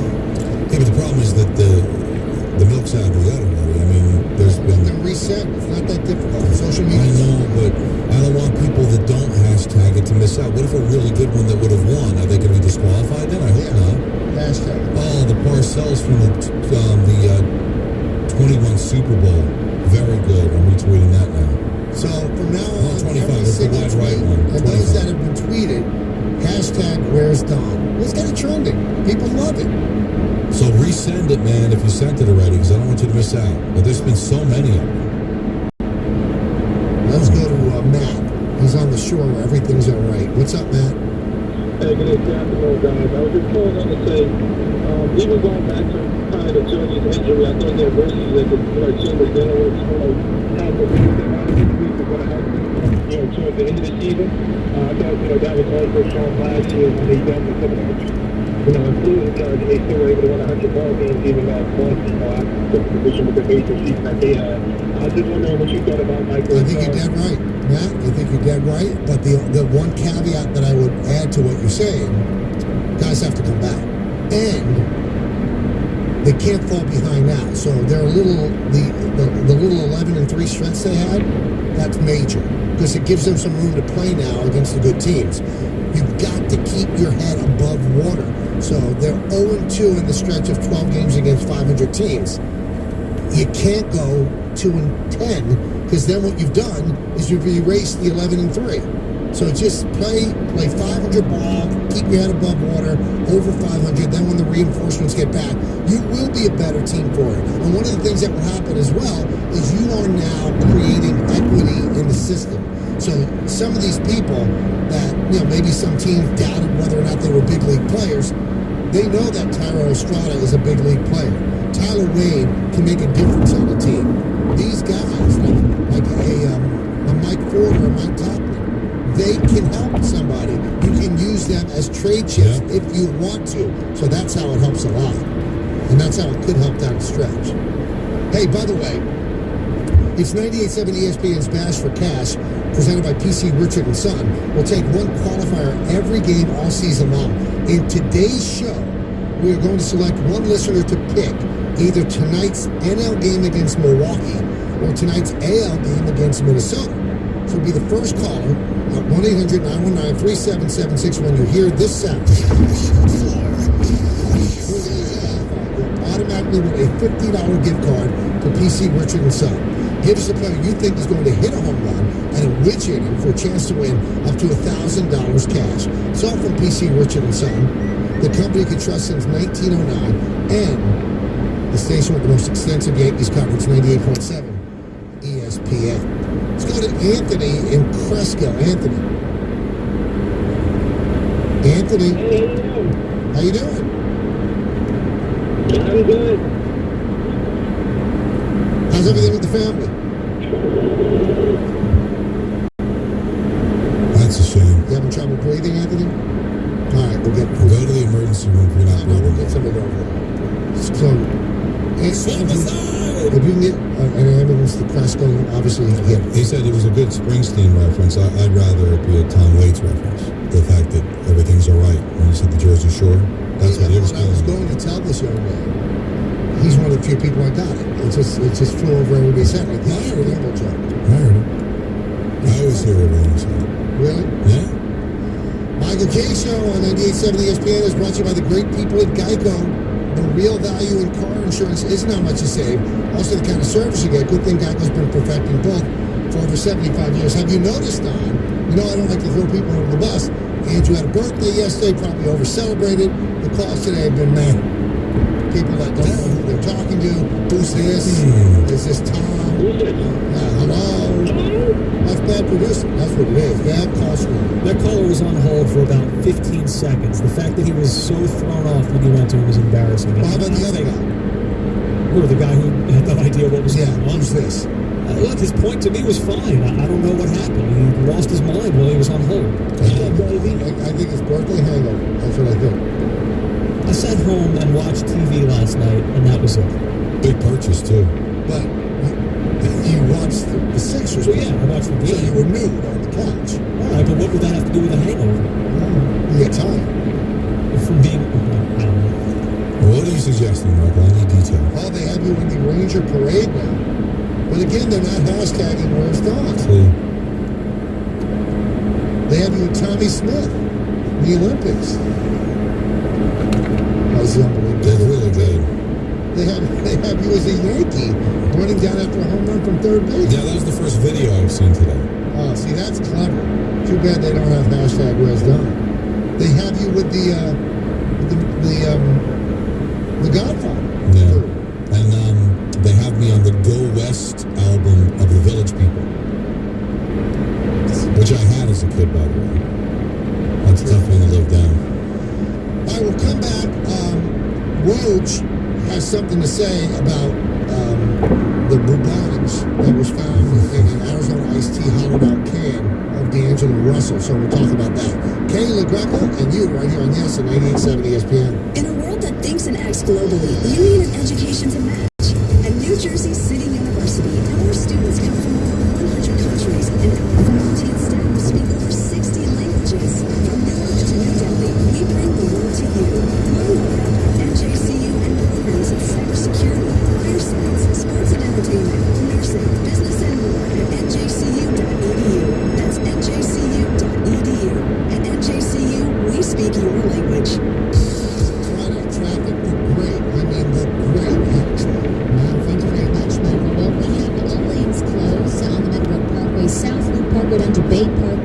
serious accident involving an overturned vehicle. Injuries, medevac heading to the scene at the moment. FDR Drive South, just before 20th Street, there's an accident in the left lane. Delays extend back through the 50s.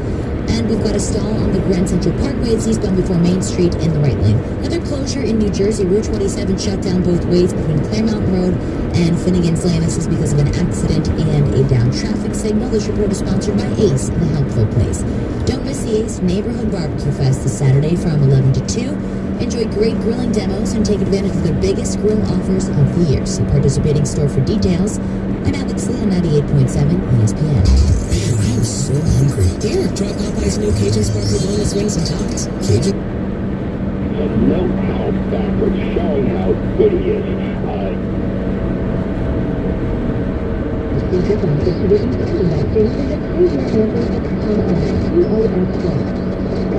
Sam Silver, Certical Paint Spray, helping my house even more. Transformed and freshly updated the spray by my neighborhood Certical Paint professional. The process was easy. I called 1-800-GO-CERTA, set up a free estimate, got some great advice on choosing just the right colors. Add instant value to your home and love your house again just in time for spring. Call your local Certico painter 1-800-GO-CERTA or online Certico.com. That's Certa with a C. Certico painters, we do the painting and you do most. Each Certico painter's business is independently owned and operated. PA contractor 004852. I'm Joe Schlesinger, host of the Joe on Money podcast, presented by Marcus.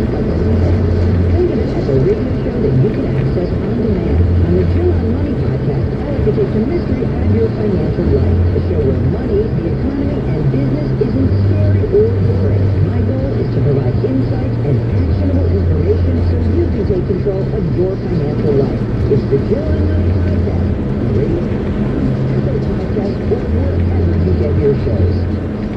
Toyota is proud to present the 93rd Search Spring Tropicana on the Schuylkill River May 17th and 18th. Enjoy the Toyota experience in Salisbury Village near the grandstand finish line for the brand new 2024 Roll-Off and the only RAV4 RV on display. Make memories in the Philippines and hang out with Olympic and Paralympic athletes too. And see the Toyota truck with the Athlete Village near the launching the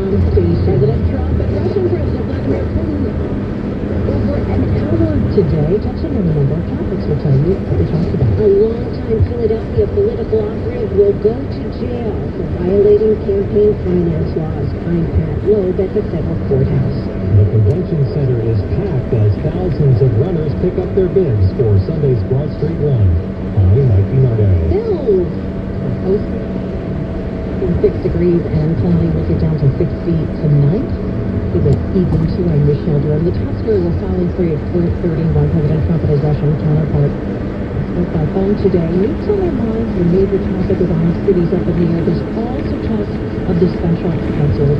Yesterday, President Trump said he was taking the U.S. out of an old medium-range nuclear weapons treaty with Russia. Now, after the president spoke for an hour with Vladimir Putin, they discussed nuclear agreements, both new and extended, with the possibility of having conversations with China on that front as well.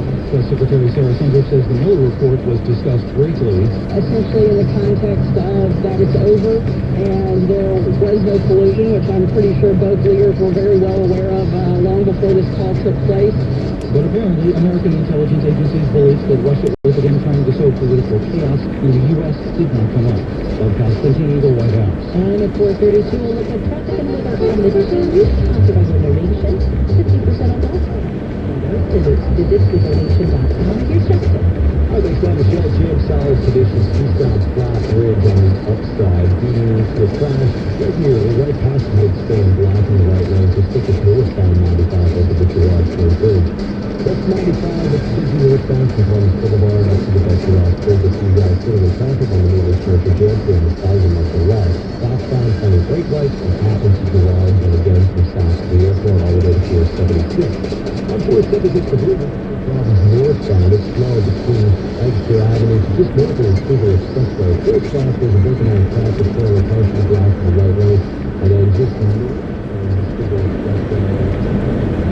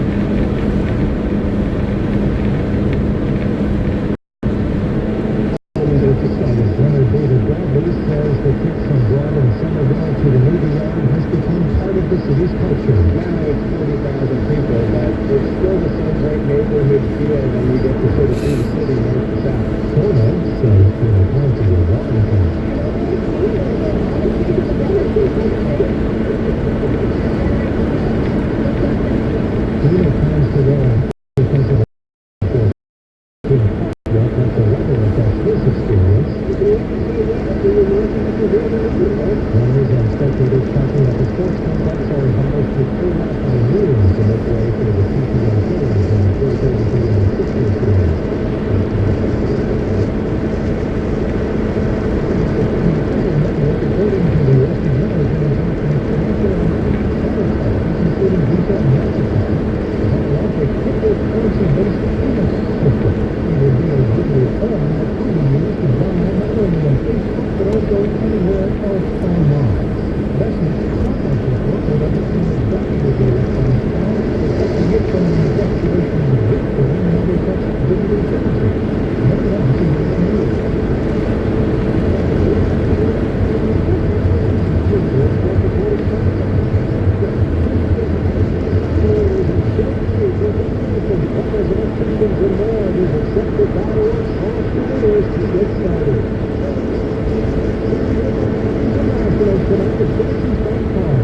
will give the ball to Jerry up top in this series opener. Letting him know 1-1, 2.16 ERA. His next opponent will be overseas Jeremy Ellison, who is 2-0 for Boston with a 5.33 ERA. Phillies lineup stands right there at the end of the second. Leads off in center field, then Sturgeon Miller at shortstop, Chris Harper in right field. Reese Hoskins at first base, that's clear, followed by Dixie Hill behind the plate with Williams in left field. Sixon Hernandez at second, Michael Franco at third, the Whitecroft batsman. Phillies are match get underway at 7:05 at Citizens Bank Park. The 76ers are the playoff series at the Rockies in game 4. After that big victory in game 3 last night, more going forward, and they have two shots. That's still coming up out for the franchise's biggest lead. 18 years, the Sixers franchise fans are building with confidence heading into Sunday's game 4. That overwhelming confidence can be the lack of focus resulting in a letdown. I asked that Coach Brett Brown, what does it mean to remind his players about that fight? The way it's gone, pretty much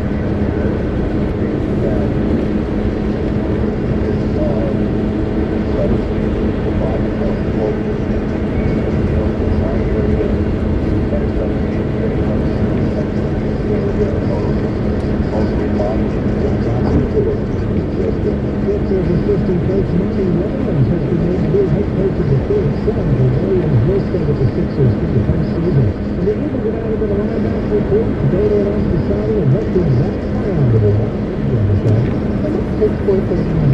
once in a way, it's an old style. Other days, it's through TV sets and after one draft off the roadways and onto the road. Especially as we go to the community's fantasy games. Come on, Sam, and the John Collins. Traffic is up on the trees on KYW News Radio.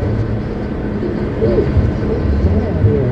All the houses comfortable to me with mine. I'll check on the app for my solar system. Man, you can turn to the experts at NoPayCarriers.com.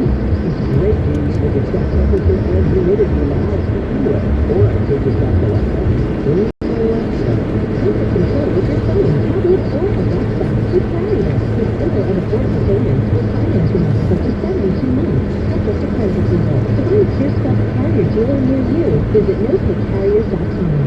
Hi, I'm Dr. Thomas Green, Chief of the House Division of Mental Health. When it comes to treating stroke, time loss is brain loss. That's why it's so important to recognize the stroke as soon as they happen. Put yourself the common signs of stroke by remembering the word S. S, face drooping. A, arm wisdom. S, speech difficulty. And T, time to call 911. Recognizing these things. I'm going to save a life. The Mental Health Hospital are committed to ensuring an accurate and timely diagnosis. For the purpose, learn more at mentalhealth.org/.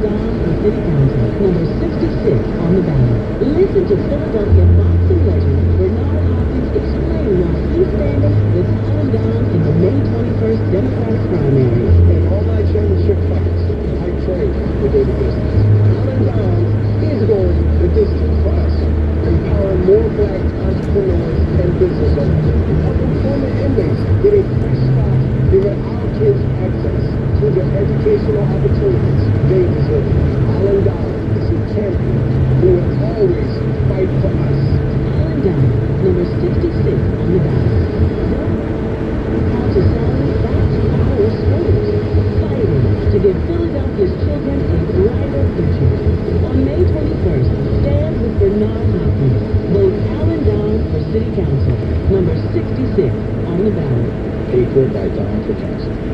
And 4:46 for Jackson. Traffic and weather on the Tuesday. Thanks a lot, Michelle. Platte Bridge, eastbound into South Philly, the upslope side, still crawling. It's near midspan. There's a crash block in the right lane. Stick with northbound 95 over the Girard Point Bridge. That's going to be slow over the Girard Point, but much better than seeing a delay on the flat. Farther north on 95, it jams right around Penn's Landing up to Girard. Southbound is busy between Cottman Avenue and Girard Avenue. Then slow from 420 all the way down to just past 476. Also, the Market Street on-ramp to 95 South currently blocked. Buses stuck there. Happens all the time, so expect some delays now. Really jamming things up on Market Street, approaching that ramp to get to 95. Now, 76 Schuylkill Expressway, volume delays both directions between 202 and South Street. Boulevard northbound still jammed approaching Grand Avenue. There was a crash in the inner drive. Everything was blocking the inner drive. Looks like they're in the process of clearing that. Delay is looking better. 476 northbound, you still have a broken down vehicle just north of the Schuylkill Expressway in the right lane, causing a delay. And then eastbound Turnpike jams with volume east of Valley Forge in Mid-County. Southbound 476 just slow with volume from Lancaster Avenue just south of Route 1. The Holmesburg section, Frankfort Avenue and Ron Street blocked for police activity thanks to an update from the tipster. Heading into New Jersey, jam the length of the Wall Whitman. 42 South busy from the Wall Whitman to the approach of the Black Horse Pike. And then on 295, it's busy southbound at times between Route 38 and 42.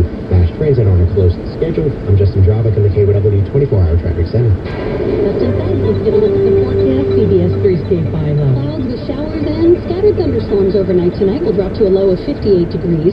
Tomorrow's a warmer day with clouds and sunny breaks. High 77, can't rule out a shower, but Sunday looks like the washout of the weekend, much cooler. Highs only in the low to mid-60s, breezy and rainy. Looks wet for the Broad Street run. We'll swing back to the mid-70s with sunshine returning Monday. Right now, 66 on the way down to 58 degrees. A check of Wall Street, sponsored by Crash Proof Retirement. Wall Street rewards, less than Wall Street risk. Visit crashproofretirement.com. The Dow closed up on with 97 points. NASDAQ closed up 127 points. And 6,500 closing up 28. All news and all that matters to you. On the air 1060 and live anytime on the radio.com app. Just download it now. Add KYW to your favorites. Good afternoon to you. I'm Michelle Durham. Put-in flight at the editor's desk. Great things to know at 4:45. Sponsored by Jetstream Airport Parking. President Trump spoke to Russian President Vladimir Putin today for over an hour. Reportedly discussing a number of topics, including nuclear arms, Robert Mueller's report, Venezuela, and more. Longtime Philly political operative Ken Smuggler sentenced to 18 months in prison, violating federal election laws, arranging payments to a former challenger of Congressman Bob Brady to drop out of a 2012 primary race. New Jersey joining a growing list of states committed to fighting President Trump's ban on transgender people serving in the military. The detail would have used David Beck. Governor Phil Murphy calls the ban abhorrent and un-American and vows to defy it, at least when it comes to the New Jersey National Guard. Nevada, Oregon, California, New Mexico, and Washington State have taken similar actions. Guard's State Equality Executive Director Christian Fuscarino says the ban, which went into effect last month, is already having a negative effect. Trans college students are leaving a military college and this college groups are being denied admission at a time when overall recruitment is down and almost 15,000 active and reserve transgender members are being forced back into the cadre at risk of losing their jobs and their health care. New Jersey is also involved in federal court action trying to get the ban lifted nationwide. Fuscarino hopes the Supreme Court will take up the appeal at some point. David Madden, KYW News Radio. A bipartisan group of House members introducing a bill to revisit a tax on the survivor benefits for Gold Star families. The 2017 tax law changed the tax rate of unearned income for the children of the deceased. That left the children of fallen troops to pay more taxes than they did before on their survivor benefits. Under the new bill, military survivor benefits would be treated as earned income and would be taxed at a lower rate. A key author of the 2017 tax law is praising the bill. Kevin Brady released a statement that says military survivor benefits are clearly different than a gift of stocks and bonds to a child. He added they never should have been caught up in this tax in the first place. Lindy Kenyon, Washington. Comcast turning up the volume on volunteering this weekend. The country's largest cable provider says tens of thousands of people pitching in across the world on Saturday, including, of course, the home city of Philadelphia. Bob Smith heading up community investment in the region for Comcast. Most of the projects that we're involved in were brought to us by our employees or members of the community, so we are really giving back where it matters most. includes more than a dozen Philadelphia public schools, along with community centers and parks. This says anyone who wants to volunteer is welcome for the 18th annual Lancaster Cares Day. The Trump House investigation battle heats up. There was a standoff between the White House and congressional Democrats before it escalated Thursday on multiple fronts. President Trump told an interviewer from Fox he will try to block his former counsel Don McGahn from cooperating with congressional investigators. He later tweeted, "No more investigations." And there is this from the Reuters news agency, a report that the State Department allowed at least 7 foreign governments to rent luxury condos in New York's Trump World Tower in 2017 without approval of Congress. That could be a violation of the Constitution's so-called emoluments clause. Tom Foti, CBS News, Washington. Major recall for General Motors. General Motors is recalling over 316,000 pickups and other trucks worldwide after 19 reports of fires caused by engine block heater cords. The recall covers certain Chevrolet Silverados and GMC Sierras with diesel engines and an optional block heater used to keep it warm in extremely cold temperatures. The team is still trying to find the cause of the problem and develop a fix, though injuries have been reported. I'm Ann Cates. Here's your KYW Entertainment Minute. After the Billboard Music Awards, we were all thinking Kelly Clarkson needs a nap. Actually, what she needed was an appendectomy. She tweeted, "Not gonna lie, I may or may not have broken down in tears after the show from pain. Bye-bye appendix." She's planning to be back on The Voice on Monday. Maybe she's just Skyping. Ryan Reynolds is one of the busiest guys in Hollywood. Detective Pikachu comes out May 10th. I'm not giving you a massage. Fine, hand it over. At the New York City premiere of the movie, we found that he's going to be a dad again. Blake Lively is pregnant with their third baby. Emilia Clarke, that's Daenerys from Game of Thrones, told Jimmy Kimmel, "The episode this Sunday is great, but for episode 5, find the biggest TV you can." Oh, really? We have one great one. Now we will win the last one. That's amazing. She's such a tease. That's your Entertainment Minute, brought to you by Hutchinson Plumbing, Cooling, Heating. Expertly better. I'm Stevie Reeves for KYW News Radio. It's 4:50. The Parkway Central Library hosts a conference addressing food insecurity in Philadelphia. It's something that can happen to anyone when the rug is pulled out from underneath you. I'm Hadas Kuzma. This story coming up the next 5 minutes on KYW News Radio. We walk for unity. We walk for diversity. We walk for each other. We walk against hate. On May 19th, our differences bring us together. Each year, thousands of people join the Walk Against Hate to celebrate diversity and challenge bigotry with amazing live entertainment, a diversity expo highlighting fellow nonprofit organizations, food trucks, face painting, giant inflatables, and fun for the whole family. Join us on May 19th at the Navy Yard when we take a step in the right direction together. Register now at walkagainst.hate.org. Hi, I'm Eagles head coach Doug Peterson. Did you know that each year 1 in 59 children born in the U.S. has autism? To support those impacted, we've created the Eagles Autism Challenge. This annual cycling run-walk event returns on May 18th and donates every dollar to fund innovative autism research. We bring our players, coaches, and fun. You bring your bicycle or sneakers, your family, and your heart. And together, let's change lives. To register, visit eaglesautismchallenge.org. The Camp Hill School, with day and boarding options, is redefining what is possible for children and youth with special needs. Experience our unique programs at our campus tour on May 7th at 9 a.m. Details at camphillschool.org. 4:52. Okay, Justin. Pico brings us traffic and weather on the twos. Give us some good news. All right, Michelle. So Pico traffic time and energy-saving road is stick with northbound 95 over the Girard Point Bridge because the Platte Bridge is just a mess going into South Philadelphia. It's just past Midspan. You still have an accident blocking the right lane, so it's bumper to bumper, just trying to lead in the Platte Bridge. So 95 north, better option. You will sit in some traffic there, but better than the Platte Bridge. You can also save time and energy by going to pico.com/smartideas. Rest of 95, it's busy northbound right around the Ben Franklin Bridge. No big surprise there. And then it's a slow from Common all the way up to Woodhaven Road. Southbound's busy from Common to Girard. And the on-ramp to 95 south from Market Street currently blocked. There's a bus that got stuck on that ramp. So it's really messing up Market Street.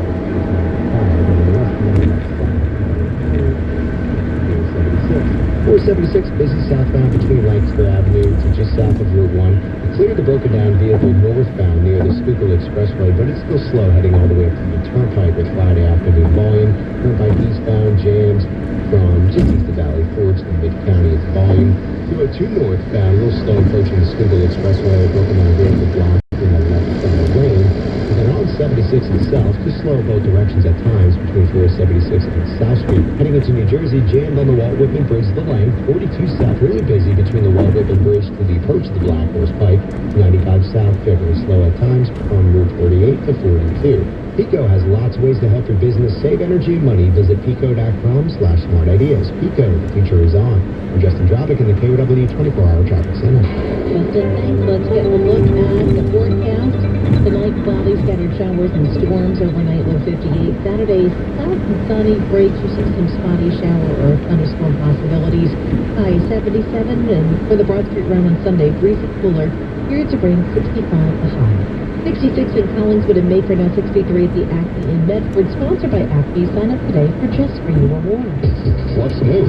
What's trending on the Philly food scene?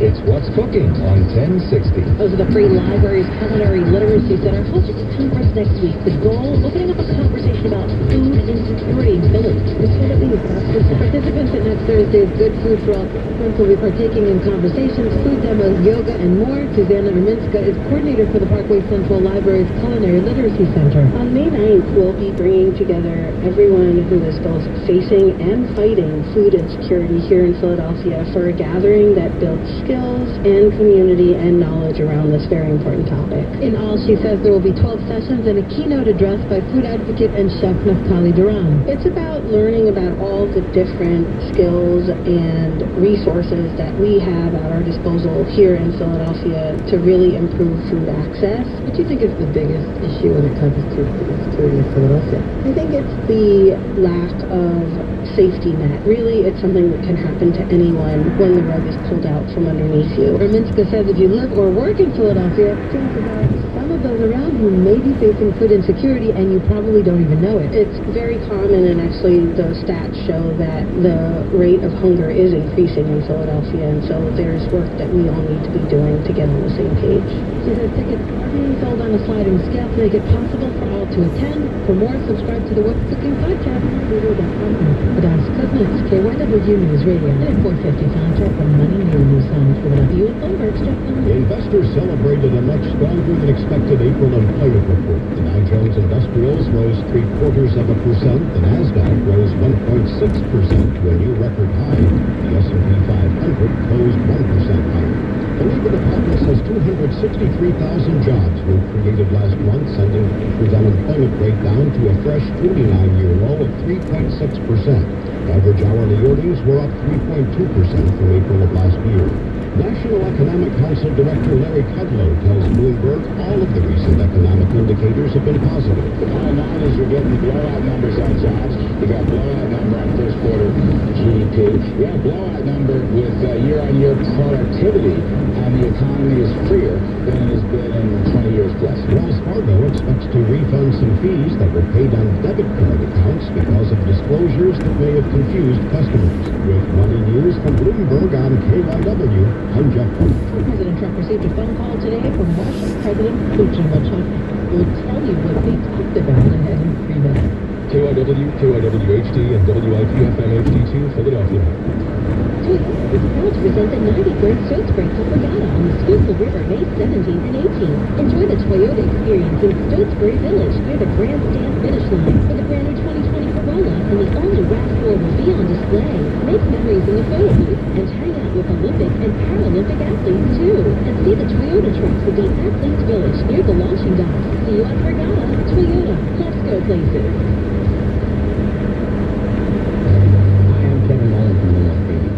You've heard me talk about our company and how focused we are on customer satisfaction.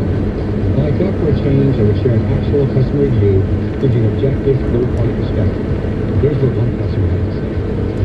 I always use Nolan because of their professionalism, careful, thorough work, and timeliness. From the first estimate to the follow-up, they're a model of excellence. Now that's what I like to hear from every customer. NolanPainting.com. Putting homes and neighborhoods since 1979. Dean Magnozzi, president of A Better Financial Plan, and we're excited to tell you about a new investment for accredited investors that's going to be big, really big. This insured investment was put together with one of Philadelphia's largest law firms. It'll pay you a 10% rate of return if you're in monthly, and 100% of your principal is returned to you after just 1 year. And we have have over 500 clients that can vouch for everything I just said. This investment is that good. So get ready to dump that lousy annuity you bought from those other guys and kiss the market's volatility goodbye. A 10% return, no volatility, a check received every single month, and your principal is returned to you in just 1 year. Grab your cell phone or a pre-recorded message to learn more. Call 855-999-1326. That's 855-999-1326. Call now. Hey there. What's up, bro? Hello. Hello, Mom. Hey, y'all. Hola. It takes a lot of voices to create the sound of us. The Y welcomes all of them with open arms. From career readiness to safe spaces, the Y is there, no matter who we are. Now, more than ever, we need your support. Support your local Y today. The Y, for a better us. Adele, we know running a small business takes hard work. As a thank you, for all small businesses, we're offering up to 45% off books, computers, and software processors.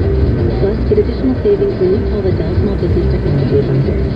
Call 877-BUY-DELL today. That's 877-BUY-DELL. Additional savings valid May 6th to 30 at 8 a.m. Eastern on select computers and software. Includes cell phone best power H230 and select order phone. Here the candidates for Philly mayor weigh in on the issues that matter to you. You're invited to a Democratic primary debate on Thursday, May 9th, presented by KBW News Radio's Flashpoint with me, Cherry Gregg. Go to KBWNewsRadio.com/debate to be in the crowd at our broadcast center. And to northbound, approaching the Schuylkill, broken down car taking up the center lane. You can imagine how jammed that area is right now. Thunderstorms, showers and storms expected overnight, a low of 58. And clouds and sunny breaks for your Saturday. Break it cooler on Sunday, periods of rain and May 65. The 5 o'clock edition of Reporting for you now. From KYW News Radio, all news and all that matters to you, this is Reporters Roundup. It's Friday, May 3rd, 2019. Inside the stories that matter, across the Delaware Valley and around the world. President Trump and Vladimir Putin have a 1-hour conversation, the Mueller report, and nuclear arms treaty among the topics discussed. I'm Bob Costantini at the White House. A South Jersey man says people he thought were his friends set him on fire in March, and still every day begins and ends with excruciating pain. I'm Mike Dorman. A longtime Philadelphia political operative will go to jail for violating campaign finance laws. I'm Pat Loeb at the federal courthouse. Phillies host the Nationals tonight. 66 degrees and partly sunny at the Broadcast Center in Spring Garden, going down to 58. Good evening. I'm Steve McKeezy. The president spoke with President Putin. They had a very good discussion.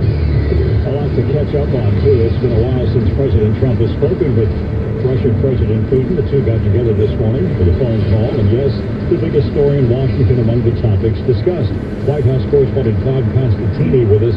What do we know about the phone call, and did that Mueller report come up? Yes, Steve, it went on for about an hour, according to Press Secretary Sarah Sanders and the president himself in a photo opportunity a short time ago. And yes, indeed, the Mueller report at least was discussed, according to the president, and the word is that they both agreed that there was no collusion, and the president, of course, then added no obstruction, and said that he and Putin decided that it's time to move on, and they hope that the country can move on. Mr. Trump quoted Putin effectively saying it was a lion that turned out to be a mouse, is how the president ended up putting it. Concerns about Russian tampering with the U.S. elections, did that come up? Well, as we say, the president and Vladimir Putin did discuss the Russia investigation, the Mueller investigation. The president indicating in a photo opportunity that they only briefly discussed the Russia election interference. No specifics have been given about this. But also, apparently, according to Sarah Sanders, when we specifically asked her, there was no discussion of what the intelligence agencies in this country say is the ongoing attempts by Russia to sow political chaos in the United States. That probably didn't come up between the two leaders. Steve. Thank you, Bob. Bob Costantini at the White House on Reporters Roundup. The 502 traffic and weather on the 2. Thanks a lot, Steve. Great news for the Platte Bridge. We just cleared the crash on midspan that was in the right lane, but the damage is done. You're jammed solid just trying to get to the Platte Bridge. So you may want to still stick with northbound 95 over the Gerard Point Bridge so you don't have to sit in some crazy traffic. Now, the Gerard Point Bridge is still going to be slow, but not as bad as the Platte. West 95, it's sluggish. Northbound right around the Ben Franklin Bridge. Southbound's busy from Athens to Girard, and the on-ramp to 95 south from Market Street blocked due to a tour bus stuck there on the ramp. 476, the Blue Route, busy on the southbound side between Villanova St. David's to the south of Route 1. Northbound slows approaching the Schuylkill Expressway up Turnpike. 202 northbound jammed approaching 76, broken down vehicle blocked in the left center lane. Thanks for an update from the tips. They're up in Quakertown, 309 southbound, just south of 663. Watch out for an accident. We're jammed solid both directions on 309. 76 Schuylkill Expressway slow both sides between 476 and the Vine. Boulevard northbound just jammed the volume from 76 to Wissahickon Avenue. Heading into New Jersey, jammed the length on the Walt Whitman Bridge. 42 south, really slow from the Walt Whitman to the Black Horse Pike, and the 295 south sluggish from Route 73 to 42. Mass transit looks good. I'm Justin Drobick in the KW 24-hour traffic center. On the CBS 3 Eyewitness weather forecast, Chief Meteorologist Kate Bilo is here. Kate, action-packed weekend ahead. You have that all-important forecast. That's right, Stephen. It looks like tomorrow not all that bad, but Sunday does look like more of a washout. Now, there will be a few showers and storms later on tonight. Best chance will be overnight tonight, and while they don't look severe, there could be at least a chance for a localized gusty thunderstorm overnight on low 58 degrees. Could wake up to a shower tomorrow morning, then clouds, maybe breaking for some sun. Can't rule out a shower anytime tomorrow, but it's a warm day.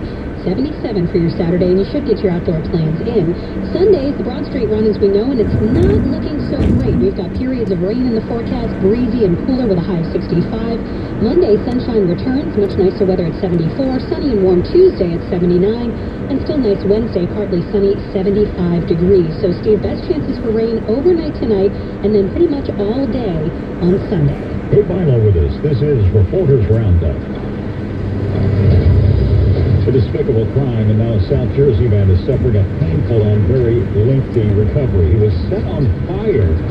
Scenario, the stuff of nightmares. We mean that literally. KYW's Mike Doherty joining us for the story. Mike, what happened? Yeah, Steve, it's terrible. Ray Mullen went to his friend's house in Mays Landing after work March 15th, and they were hanging out, and he fell asleep on the couch. He says the next thing he knew, he woke up and he was on fire. He got up, sprinted out of the house, trying to put himself out. And while he was outside, one of the people over there squirted him with lighter fluid, making things so much worse. So now he's on the ground doing the stop, drop, and roll, trying to get himself out. But there was a group of people just standing there watching, nobody offering any assistance, no one trying to help. Third-degree burns all over his body. They rushed him to Jefferson at the burn unit, and he's got third-degree burns on 30% of his body, his back, his leg, his neck, and his arm all messed up. And 2 people in a lot of trouble. Yeah, with 2 people in custody, we have 23-year-old Brandon Perez, 24-year-old David Salter. They were arrested, charged with aggravated assault and arson. Ray says they're out on bail, and he sees them he saw one of the guys on Facebook fishing, and he was just appalled by the fact that this guy's free fishing around, and he's in bed, destroyed over this. So how's Mullen doing now? He's not in good shape. It's looking like about a year to recover before he gets back to work. His skin, it's all open wounds. We wish him a continued recovery. That is Mike Doherty with us on Reporters Roundup. Longtime Philadelphia political operative Ken Smuckler has been sentenced to 18 months in prison for violating federal election law. He arranged for payments to a challenger, former Congressman Bob Brady, to drop out of the primary race in 2012. Brady not charged in this case. Our City Hall Bureau Chief Pat Lowovic joining us on Reporters Roundup. And Pat, reporting this sentence followed an emotional 3-hour hearing.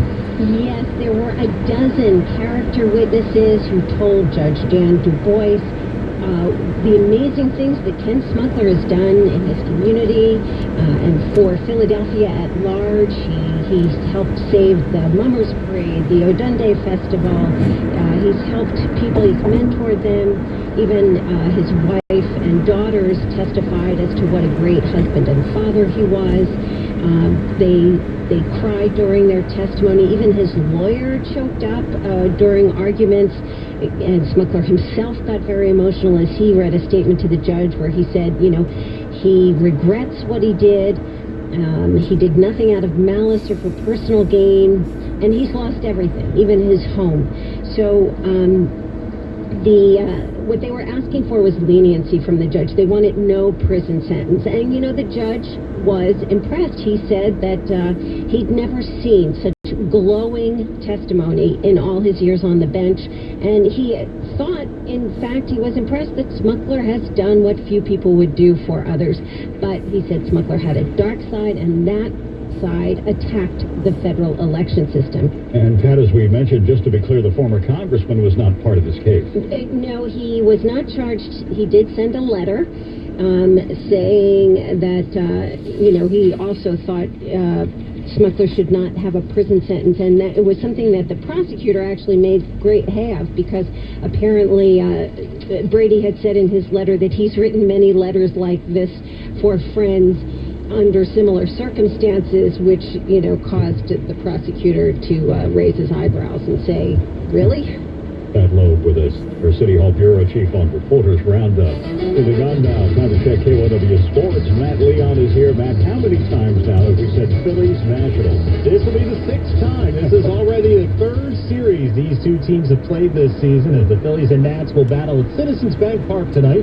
And this sports report is sponsored by SEPTA. SEPTA is hiring bus operators and skilled trades, including masons, plumbers, electricians, and more. Visit SEPTA.org/careers to get started. This will be game 1 of a 3-game weekend series between these two division rivals. Mentioned that they've met 5 times already, or tonight will be the 6th game. Phillies 2-3 against the Nats after those first 2 series of the season. Phillies will go with Jared Eichhoff on the mound. He's 1-1 this season, 2.12 ERA. He has thrown the ball quite well since returning to action. He beat the Marlins in his last start with 7 shutout innings of work. Really had the curveball cooking that night. Now, his mound opponent will be former Philly Jeremy Hellickson, who is 2-0 with an ERA of 5.82. Phillies lineup for tonight is posted against Hellickson, and it sounds like this. Andrew McCutchen leads off in center field. Then it's Gene Segura at shortstop, Bryce Harper in right field, Reese Hoskins at first. J.T. Realmuto behind the plate will bat 5th, followed by Nick Williams in left field, Cesar Hernandez at second, Maikel Franco at third, and Eichhoff bats 9th.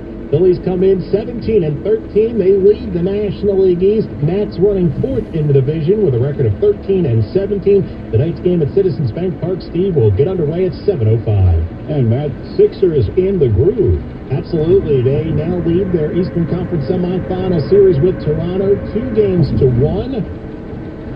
As they are taking on the Toronto Raptors. They will practice tomorrow. Of course, the Sixers picked up that big win in Game 3 last night. Game 4 will be Sunday at the Center. It was a tremendous atmosphere last night. I would expect more of the same on Sunday as the Sixers really look to grab control of this series. If they go in on Sunday, that'll make life really difficult for the Raptors. Let's hope so. Matt Leon with us. This is Reporters Roundup. Spring is here, summer's coming, and KYW News Radio wants you to be green conscious about how much cash is in your wallet. It's KYW News Radio's Go Green Contest. Listen at 8:15 a.m., at 12:15 p.m., and 4:15 p.m. each weekday for a chance to win $1,000 in this national contest. Fast, reliable internet. Is that important to your business? We couldn't work without it. At Comcast Business, we go beyond fast with amazing solutions and a great deal. What kind of solutions? Well, how about automatic 4G LTE backup for complete reliability? I like the sound of that. What else? Powerful Wi-Fi that keeps your employees connected, and bandwidth you can allocate between your customers and employees. I didn't know Comcast Business did that. Oh, I'm not done yet. Advanced voice solutions at affordable prices. How about business TV that keeps customers entertained? Okay, I'm convinced. But didn't you say something about a great deal? Right now, get started with 75 megabit internet for $59.95 per month for 2 years when you add one voice mobility line. Call 1-800-501-6000 today. Comcast Business. Beyond fast. Offer in 6/2/19. Restrictions apply. New business customers only. 2-year agreement required. Early termination fee applies. Equipment taxes and fees extra subject to change. Backup load is up to 8 hours. 5:12 time for traffic and weather on the twos. A new problem in Center City on the westbound Bronx Expressway approaching Broad Street. That is a crash blocking the right lane. Actually, just got the word from PennDOT. They just cleared it. Still slow though anyway, both directions on the Vine. Also, the 95 South on-ramp from Market Street still blocked. Let's do a tour bus. I got stuck around that curve on the ramps. Jam traffic on Market Street approaching 95. On 95 itself, it's volume delays northbound from the Delaware line at the Commodore Barry, jammed over the Girard Point Bridge, and then heavy right around the Ben Franklin Bridge. After that, looks pretty good heading up to Woodhaven Road. On the southbound side, busy from Cotton to Girard, and then again from 420 to 476. Good news, if you haven't heard, cleared the crash eastbound Platte Bridge near Midspan. Actually, the Platte's in great shape at the moment. If you're headed to the Phillies game, maybe take the Platte, better than sitting in the Girard Point Bridge now. Earlier, it was the other way around. 476, busy southbound between Lancaster Avenue to the approach of 95. It's Friday afternoon traffic volume, and then northbound still slow from 76 to the Pennsylvania Turnpike. Turnpike's busy eastbound from Valley Forge to Mid-County. We cleared the broken down vehicle on 202 northbound approaching 76. Now, thanks to an update from the tipster, King of Prussia, Moore Road, just north of First Avenue, that's blocked. Some sort of construction going on, so traffic is jammed. Heading into New Jersey, slow to length from the Wall-Whitman Bridge. 42 south is busy from the Wall-Whitman to the Black Horse Pike. 295 southbound generally slow from Route 38 to the 42 freeway. Ash Transit is on our close to schedule. I'm Justin Drobick in the KOW 24-hour traffic center. The CBS 3 Eyewitness weather forecast for meteorologist Kate Barlow. Clouds with showers and scattered thunderstorms overnight tonight will drop to a low of 58 degrees. Tomorrow's a warmer day with clouds and sunny breaks. High 77, can't rule out a shower, but Sunday looks like the washout of the weekend. Much cooler, highs only in the low to mid-60s, breezy and rainy. Looks wet for the Broad Street run. And then we swing back to the mid-70s with sunshine returning Monday. 67 and cloudy going down to 58. This check on Wall Street is sponsored by Crash Proof Retirement. Avoid the crash of tomorrow without missing the returns of today. Visit crashproofretirement.com. Oh, a rally on Wall Street today. The Dow closed up 197 points. NASDAQ closed up 127. S&P 500 up 28. This is Reporters Roundup. Pinned on us at 1060 on your radio, on the radio.com app, and on your smart speaker. Ask it to play KYW News Radio. Good evening, I'm Steve DeHazy. Sheridan Howard is at the editor's desk. Three things to know at 5:15. President Trump spoke by phone with Russian President Putin this morning. First time since the release of the Mueller report. The hour-long session is said to have included talk about that in the context that the investigation was over. Number two, a South Jersey man is recovered from third-degree burns after being set on fire while asleep on a couch in Brigantine. Two people facing charges. And this third thing. Weeks away, the Pennsylvania primary is set for May 21st. Among the matters to be decided, party nominations for Philadelphia mayor. It's the focus of a special live audience edition of Flashpoint Thursday night at the Broadcast Center as KYW Community Affairs reporter Terry Gregg moderates a town hall debate featuring the Democratic candidates. He's with us on Roundup now, and Terry, who will be there and who will not be there? We'll see Democratic mayoral candidate Senator Anthony Williams and former city controller Al Bukovic are both confirmed, but who will be there is Mayor Jim Kenney. He declined our invitation after several weeks of back and forth. His campaign sent a statement a couple weeks ago saying the mayor would only be participating in two debates and he would not consider any additional invitations. Now, I'll say there have been multiple forums where the mayor was not there. So we'll move forward, and give our audience a chance to dig into the issues pertaining to the office of mayor. And plenty to talk about. What are some of the issues that you'd like to see covered? Well, we're going to be talking about the rise in crime, issue of the lack of diversity in city government, soda tax, gentrification, and much more. All of these, of course, are flashpoint topics for this office, this race. And we want to mention you're continuing to work the political beat on Flashpoint this weekend. Oh, yeah, Steve. And let me tell you, one of the most crowded races in Philly history, the at-large city council race, 29 people running for 5 Democratic seats. We walk you through the flames with an expert panel analysis. You don't want to miss this. For people who want to sign up for the town hall debate, what do they need to do? All they have to do is log on to KWNewsRadio.com/debate. It's May 9th, 7 p.m. here at the CBS Broadcast Center. Again, KWNewsRadio.com/debate. Sign up. Curious also if it will be a town hall format where people will be able to ask questions. they will get an opportunity. Most of the questions will be posed by our chiefs, 3 of our chiefs here at KYW News Radio, but then there is a Q&A from the audience. So you get to pose those questions to the candidates. Looking forward to that special Thursday night live audience edition of 5 Point, hosted by Kerry Grego, community affairs reporter. Thank you for that. President Trump's ban on transgender people serving in the military has been in effect for a month now. Several states out west have indicated they will defy it when it comes to their National Guard units.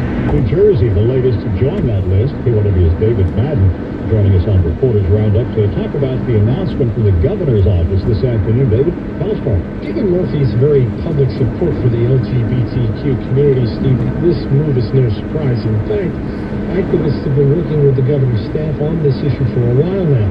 The governor's move will have New Jersey take what a press release says is every option available to ensure that transgender people can serve in the Guard, which under federal law is under the governor's control. But how much effect has that ban already had? A good deal to hear from those activists anyway. Guard and state equality leaders, for one, they say they've heard of recruitment offices turning away transgender people wanting to serve, while those taking part in ROTC programs on college campuses are losing scholarships. Now, Steve, it should be noted here that New Jersey is also among several states trying to get the ban lifted through the courts. Remember, the Supreme Court allowed the ban to take effect, but a move to have it declared unconstitutional is in the system now. There is no certainty, though, that the High Court will take it on, or if it does, when that might occur. Thank you, David. KYW is David Madden. This is Reporters Roundup.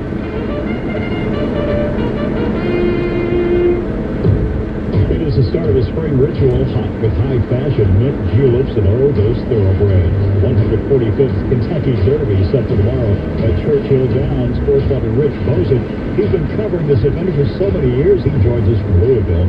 And Rich, an early favorite is a scratch, I hear. Yeah, Omaha Beach, the most accomplished horse this spring, and really a fundamental favorite. Had to pull out the race on Wednesday. Had a bit of a sprint condition called a trap epiglottis. Not life-threatening. He'll have a surgery next week, and he'll be back training in 3 or 4 weeks, but not going to be able to make the Derby. Rich, what are we hearing about the weather? Could that be a factor tomorrow? The weather's not good. It's Friday, it rained all morning. Saturday, expecting more rain, so it's going to be a bit of a sloppy track. So, Rich, do you think it'll be a mud bath at the Kentucky Derby infield? It always is. People aren't there for that. Yeah, they're there to have a good time, and I actually think sometimes they have more fun in the mud because they just run around and slide and wrestling matches and different things like that. At the end of the college school year, and a lot of kids come to celebrate the end of finals, and why not do it in the mud? Well, thank you, Rich. It's an assignment that had fun at the same time. Rich Bozich in Louisville covering the Kentucky Derby. Still to come on Reporters Roundup. The convention center is packed as thousands of runners pick up their bibs for Sunday's Broad Street Run. I'm Mike DiNardo. Hey everyone, Laura from Garden Answer here. Modern garden roses are healthy and long-blooming, but unfortunately they really just don't have a lot of fragrance. Now that has changed, however, with the introduction of Atlas Rose from Proven Winners. Atlas Rose has tons of beautiful soft orange flowers with that classic rose fragrance that I'm always looking for. Just plant them in full sun and water consistently. It's really that easy. I highly recommend that you ask for Atlas Rose in the distinctive white Proven Winners containers at your local garden center. Let's say you just bought a house. Bad news is, you're one step closer to becoming your parents. Soon you'll have a separate fridge in the basement, where expert groceries are exiled forever. Remember that frozen lasagna? Of course you don't. It's been down there since 2008. Good news is, it's easy to bundle home and auto through Progressive and save on your car insurance. Piece of cake. Behind the lasagna. It's very old. Progressive Casualty Insurance Company, affiliates, and other insurers. Discount not available in all states or situations. Hi, I'm Jay Farner, CEO of Quicken Loans. 30% of Americans who are planning home improvements of $5,000 or more will pay for those renovations with a high-interest credit card. That may not be a great idea. A better idea may be to take cash out of your home with a Quicken Loans 30-year fixed-rate mortgage. The rates in Rocket Mortgage. Traffic and weather on the tubes. All right, thanks lots. The Vine Street Expressway just slow both directions, and there was a crash westbound approaching Broad Street, but they cleared it. 76 Schuylkill Expressway busy both directions, but especially on the eastbound side is jammed from Boulevard to Montgomery, and then westbound really heavy from Belmont to the approach to the Conshohocken curve. 95 northbound slows from the Delaware line to the 322 merge, jammed heading over the Girard Point Bridge, then slow right around the Ben Franklin Bridge. Southbound 95 busy from Coppin Avenue down to Girard. The on-ramp to 95 south from Market Street still blocked. There's a tour bus that's stuck around that curve blocking the ramp. 476 busy southbound between Schuylkill Expressway to the approach of 95. It's Friday afternoon volume. 202 southbound slow approaching Route 401 just south of 401. There's an accident off to the side attracting a lot of attention. Then 202 northbound, 202 Parkway northbound at Horsham Road in Montgomery Township, crash blocking the right lane. Turnpike eastbound's busy east of Valley Forge to Mid-County. Heading into New Jersey on the Walt Whitman Bridge, slow to lane, 42 south, really jammed now from the Walt Whitman to 295. There's a report of an accident now right at 295, and that's backing up 295 south from the White Horse Pike to 42. Mass Transit looks good. I'm Justin Drovic in the KYW 24-hour traffic center. Cloudy with scattered showers and storms, low 58. Tomorrow, clouds, sunny breaks, spotty showers, chance of a storm, high 77. Sunday, breezy, cooler periods of rain, high 65. 67 now, going down to 58. 66 in Torresdale, 67 Drexel Hill, 63 at the Acme in Roxborough, sponsored by Acme. Sign up today for Gesture You Rewards. A weekend ahead in Philadelphia. How are things shaping up for the Broad Street run on Sunday? KYW's Mike Gennardo with us on Reporters Roundup.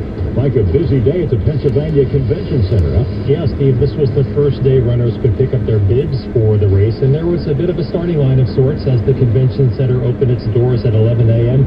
The first of 40,000 runners, including our own Tim Jimenez, I might add, streamed in to pick up their bibs. They got their T-shirts, and then they were browsing the aisles of the expo where running equipment and energy bars, things like that, were being hawked. Of course, the 10-mile Broad Street run started 40 years ago. It's grown from a casual event to a full-blown production, with the demand so large that runners are picked by lottery, Steve. And we mentioned just how action-packed this weekend will be. I mean, what is not happening in Philadelphia this weekend? There's also a note for runners about parking. Yeah, the race, of course, goes north to south, ending at the Navy Yard, and runners and spectators are allowed to park at the sports complex, but they're being told to be out by noon because the Phillies, of course, have a 2 p.m. game, and the Sixers have a little game against Toronto at 3:30. Thank you, Mike. Mike Gennardo. Moving on, money news on KYW. Stocks rallied to close out the week.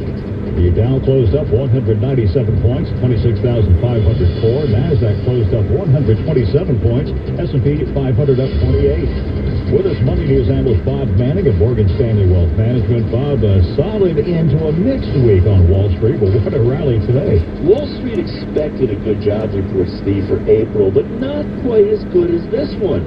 263,000 jobs versus 190 forecast, and the lowest jobless rate since 1969. Steve, that's 50 years ago. Now, the number one song in America was Aquarius by the Fifth Dimension, and the Dow is give or take around 950. That's a long, long time ago. Now, Wall Street's still digesting this week's Fed meeting and potential direction of interest rates, U.S.-China trade, and unrest in a number of global hotspots. But Steve, this session was all about jobs. Great way to close out the week. How about next week? Well, we still have a healthy list of stocks reporting earnings next week. And by week's end, we'll get some fresh inflation data. What will also get attention are a series of talks from Fed governors, and that's going to be getting more attention in light of today's jobs report. Should be exciting. Money news analyst Bob Manning of Morgan Stanley Wealth Management with us on Reporters Roundup.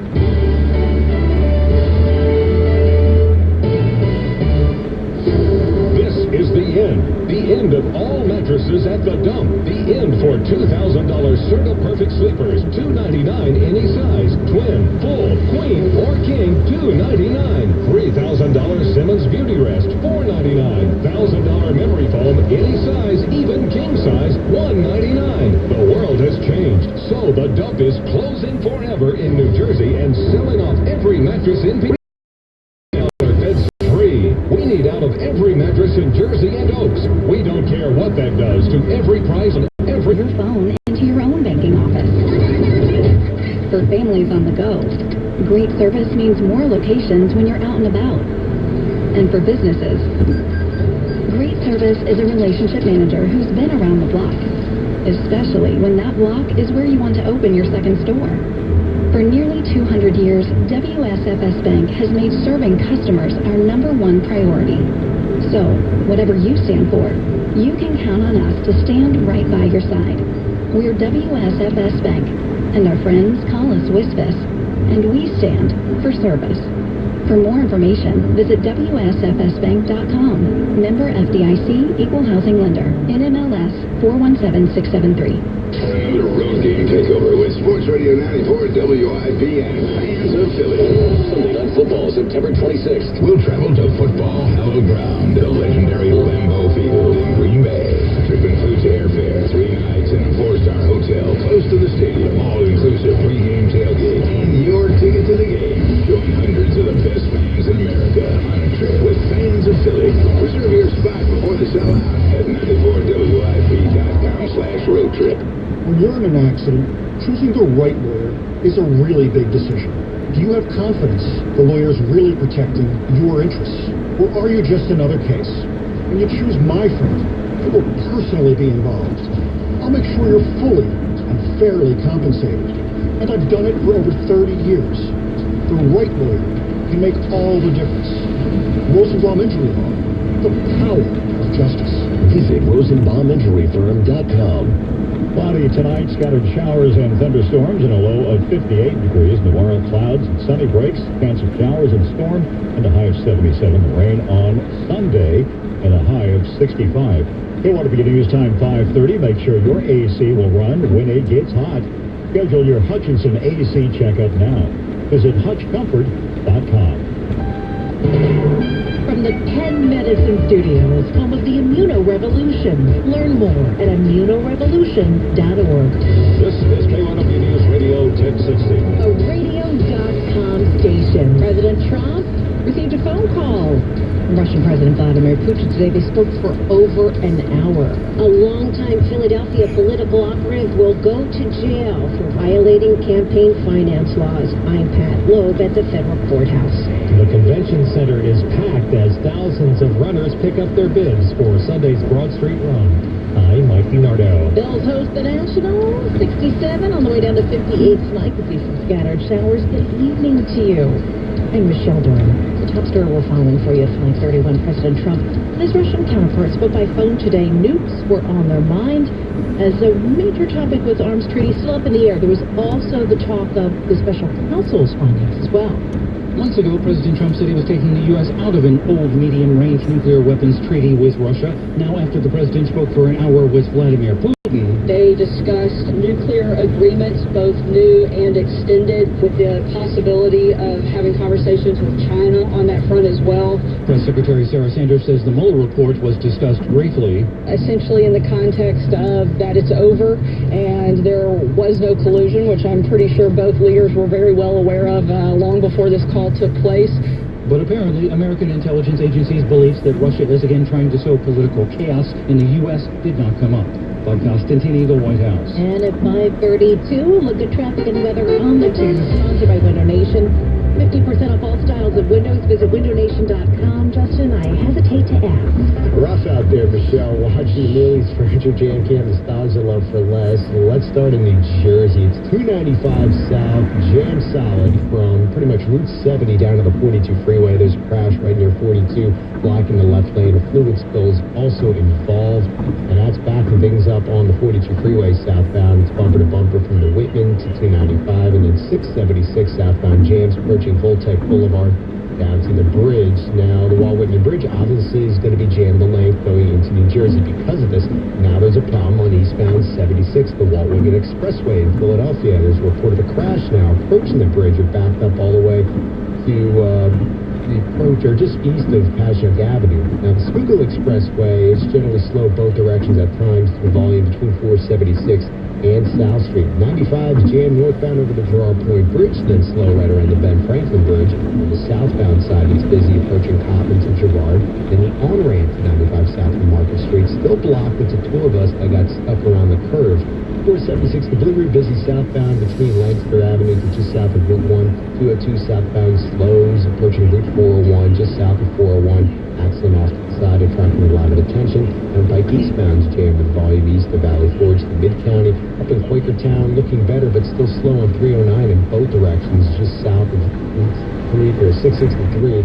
That's from an earlier accident. Looks like they're in the process of clearing it. If you're heading into Delaware, 95 south jammed from 202 to the approach of the 495 merge. You have a report of an accident just south of Wilmington. Mass transit, though, on a close to schedule. I'm Justin Jobick in the KW 24-hour traffic center. So, Justin, I think it's time we bring in our ray of sunshine. Give us some good news. Hey, Kay, come on. Help us out. I wish I had more good news for the weekend, but you know what? I think 5:30 on a Friday, my news is always going to be better than Justin's news, so I'll take it. Overnight, mostly cloudy with scattered showers. A thunderstorm possible, but the evening looks dry, so if you have outdoor plans, dinner plans, anything like that outside, no problems this evening. 58 the overnight low. Tomorrow, in between systems, so clouds and sunny breaks. Chance for a stray shower or an isolated thunderstorm. Can't be ruled out, but it's not a washout of a day. And many of us may not even see any wet weather tomorrow, the high 77. It's Sunday for the Broad Street run that things go downhill. We'll have rain in the morning along the warm front, another round in the afternoon along the cold front, and it will be breezy and cooler at 65 degrees. Monday, though, the pattern breaks. Nice start to next week, mostly sunny at 74. Tuesday, sunny and warm at 79, and partly sunny and pleasant again Wednesday with a high of 76. Right now, skies are trying to clear a bit. A little bit of blue sky at 67 degrees. We'll head down to 58 tonight. Michelle? Thanks so much, Philo. It's 5:34. Longtime Philadelphia political operative Ken Smuckler has been sentenced to 18 months in prison for violating federal election laws. He arranged for payments to a challenger to former Congressman Bob Brady to drop out of a primary race back in 2012. Brady was not charged in the case. WBC Signal Bureau Chief Pat Loeb reports the sentencing followed an emotional 3-hour hearing. A dozen character witnesses begged Judge Jan Du Bois for leniency. They described Smuckler's contribution to his community and Philadelphia at large. His wife and daughters tearfully attested to his loyalty and generosity. Even his lawyer choked up in arguing Smuckler had suffered enough. The judge said in his many years on the bench he had never seen such glowing testimony and believed Smuckler has done a great deal for the community, but in the interest of deterring others from violating election law, a jail sentence was necessary. It was less than the U.S. Attorney had asked, but First Deputy Jennifer Williams says it was appropriate. It is important that others in the position of political consultant and political operative see that this is not a sentence that is met with probation. You'll have to sit in the courtroom, listen to your children beg for leniency, and then you're going to prison. Smuckler's lawyer declined to comment. At the federal courthouse, Pat Loeb, KYW News Radio. Thousands of athletes taking part in Sunday's Bronx Street Run picked up their bibs today at the Pennsylvania Convention Center. Here's KYW's Mike Dinner. They lined up at registration tables to collect their bibs and T-shirts for the 40th Broad Street Run. Jim Clark of Lansdale has run in 14 of them, and he's watched the event grow. The size has just got unbelievable. It probably went from, I'm going to say, under 20,000 to well over 40,000 now. Seeing humanity it's overwhelming, but it's exciting. Runner David Bradley says the trip from Broad and Somerville to the Navy Yard has become part of the city's culture. Skinner County at Warrington. I don't really see any of it. All I see is the runners in front of me. And I, just look for that finish line. Gina plans to wear a hat because of rain in the forecast. Jim Clark won't let the weather affect his experience. You can only get so wet, then you might as well just enjoy the moment, right? Runners and spectators parking at the sports complex are advised to clear out by noon to make way for the 2 p.m. Phillies and 3:30 p.m. Sixers games. Mike DiNardo, KYW News Radio. And traffic note for you, we're watching 295 right at 42, accident and a fuel spill, taking out the left lane, so certainly contributing to your rush hour delays in that area. At 5:38, let's get a look at KYW Sports with Matt Lamb. This sports report is sponsored by SEPTA. SEPTA is hiring bus operators and skilled trades, including masons, plumbers, electricians, and more. Visit SEPTA.org/careers to get started. Joe Nykoff will be on the mound tonight for the Phillies as they open a weekend series with the Washington Nationals at Citizens Bank Park. Nykoff 1-1, 2.12 ERA, beat the Marlins in his last start with 7 shutout innings of work. His mound opponent will be former Phillies right-hander Jeremy Hellickson, who is 2-0. Phillies lineup tonight, Andrew McCutchen leading off in center field. Then it's Gene Segura at shortstop, Bryce Harper in right, Reese Hoskins at first base, bats cleanup, followed by J.T. Realmuto behind the plate, Nick Williams in left, Cesar Hernandez at second, Maikel Franco at third, Eichhoff bats ninth, 7:05, first pitch. This sports injury report is sponsored by Martin Law, the law firm for injured workers. Phillies center fielder Odubel Herrera still sidelined by that hamstring issue, but he could be activated off the injured list by Sunday. The Eagles have signed veteran free agent linebacker Zach Brown to a one-year deal. Brown is 29, a 7-year NFL vet, spent the last 2 seasons in Washington. Eagles also have claimed safety Blake Countess off waivers from the Rams. Countess was originally drafted by the Eagles back in 2016. 76ers now getting ready for Sunday afternoon's Game 4 against Toronto. Sixers lead the Eastern Conference semifinal playoff series 2-1 after last night's big Game 3 win. Sixers will practice tomorrow. Arena football, Philadelphia Soul visit Baltimore tonight. First road game of the season for the Soul, and head coach Clint Dolzell says it will be tough. We know we're going to have our hands full. They've got a solid defense. Their offense is very improved over last year as well. The Soul and the Brigade both coming off wins in their season openers. Michelle?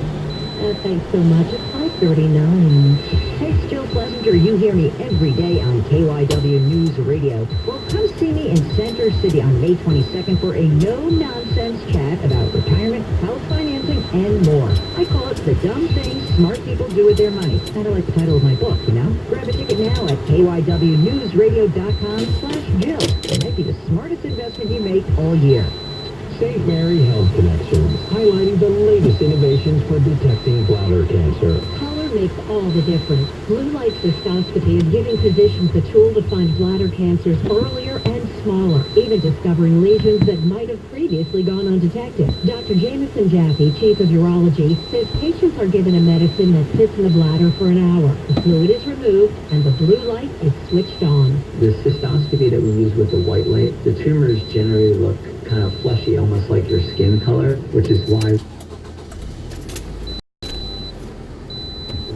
as soon as you flip it on, the tumor becomes bright pink. He says the entire process is done in one doctor's visit. Hear more at kywnewsradio.com/St. Mary. Brought to you by St. Mary Medical Center in Langhorne. For physician referral, call 844-7-ST-MARY or visit stmaryhealthcare.org. Brilliant technology, simple human kindness, St. Mary is on a mission. When selecting windows and doors, you never want to compromise. We understand that at J&L Building Materials. Everything you build is quality, right down to your reputation. For over 100 years, Marvin Windows and Doors has been a trusted partner to professionals like you. We share your passion for the finer details and know that your customers feel the same. That's why Marvin provides you with style and design options without sacrificing performance and functionality. With Marvin, you never have to compromise. Trust replacement windows and doors from Marvin to deliver the quality you stand for. So for your next window replacement project, partner with your independent Marvin dealer, J&L Building Materials. Visit one of our 7 branches in Pennsylvania and Delaware, or online at jlbuilding.com. That's jlbuilding.com. Hi, I'm Jill Schlesinger, host of the Jill on Money podcast, presented by Marcus by Goldman Sachs. Think of it as a radio show that you can access on demand. On the Jill on Money podcast, I like to take the mystery out of your financial life. The show where money, the economy, and business isn't scary or boring. My goal is to provide insights and actionable information so you can take control of your financial life. It's the Jill on Money podcast on radio.com, Apple Podcasts, or wherever you get your shows. Spring is here, and that means we're going to time with boats racing the Schuylkill River. On May 17th and 18th, Philadelphia will host the 93rd Stotesbury Tucker-Donna. Acme is proud to be the official supermarket hydration and sustainability partner of Stotesbury. Acme will be on site with a pop-up shop with ice, water, and much more. Acme is also once again taking their home delivery to the river. Find out how to have all your regatta tailgate stables delivered on site at StotesburyCup-Regatta.com/Acme. Acme, the official supermarket of the Stotesbury Cup-Regatta, and your favorite local supermarket.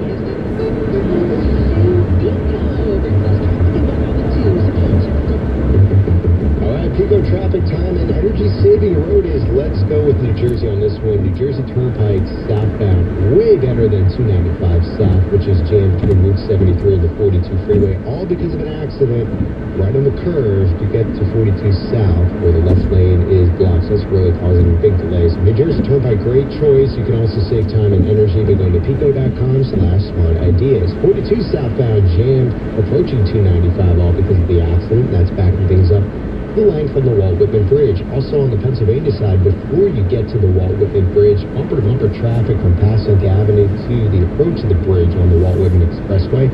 That's police activity blocking 2 right lanes. 95 in Pennsylvania, incident-free, but volume delays southbound between Potman and Girard, and slow from the airport to 476. Northbound 95 jams over the Girard Point Bridge, and slow right around the Ben Franklin Bridge up to the Betsy Ross Bridge.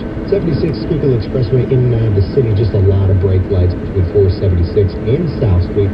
No incidents. 476, the Blue Route, busy southbound between Lancaster Avenue to south of Route 1. Pennsylvania Turnpike eastbound jams from Valley Forge to Mid-County. Now there's a report of an accident farther east, just east of the Willow Grove interchange. 202 southbound slows approaching Route 401, just south of the exit. There's an accident off to the side. In Wilmington, Delaware, 95 south, bumper to bumper from 202 to the approach of the 495 merge. That's due to the crash. Pico has lots of ways to help your business save energy and money. Visit pico.com/smart ideas. Pico, the future is on. I'm Justin Dropick in the KYW 24-hour traffic center. Let's get a look at the forecast. CBS 3 meteorologist Pete Allen. Clouds with showers and scattered thunderstorms overnight tonight will drop to a low of 58 degrees. Tomorrow's a warmer day with clouds and sunny breaks. High 77, can't rule out a shower, but Sunday looks like the walk out of the weekend much cooler. Highs only in the low to mid-60s, breezy and rainy. Looks wet for the Broad Street run. And then we swing back to the mid-70s with sunshine returning Monday. Right now, 67 degrees, get down to 58. Could see a possible thunderstorm. Take a look at Wall Street. It's sponsored by Crash Proof Retirement. Wall Street rewards without the Wall Street risk. Visit crashproofretirement.com. The Dow closed up 197 points. Nasdaq closed up 127. S&P 500 closing up 28. All news and all that matters to you on the air 1060 at any time on the radio.com app. Download it now at KYW to your favorite.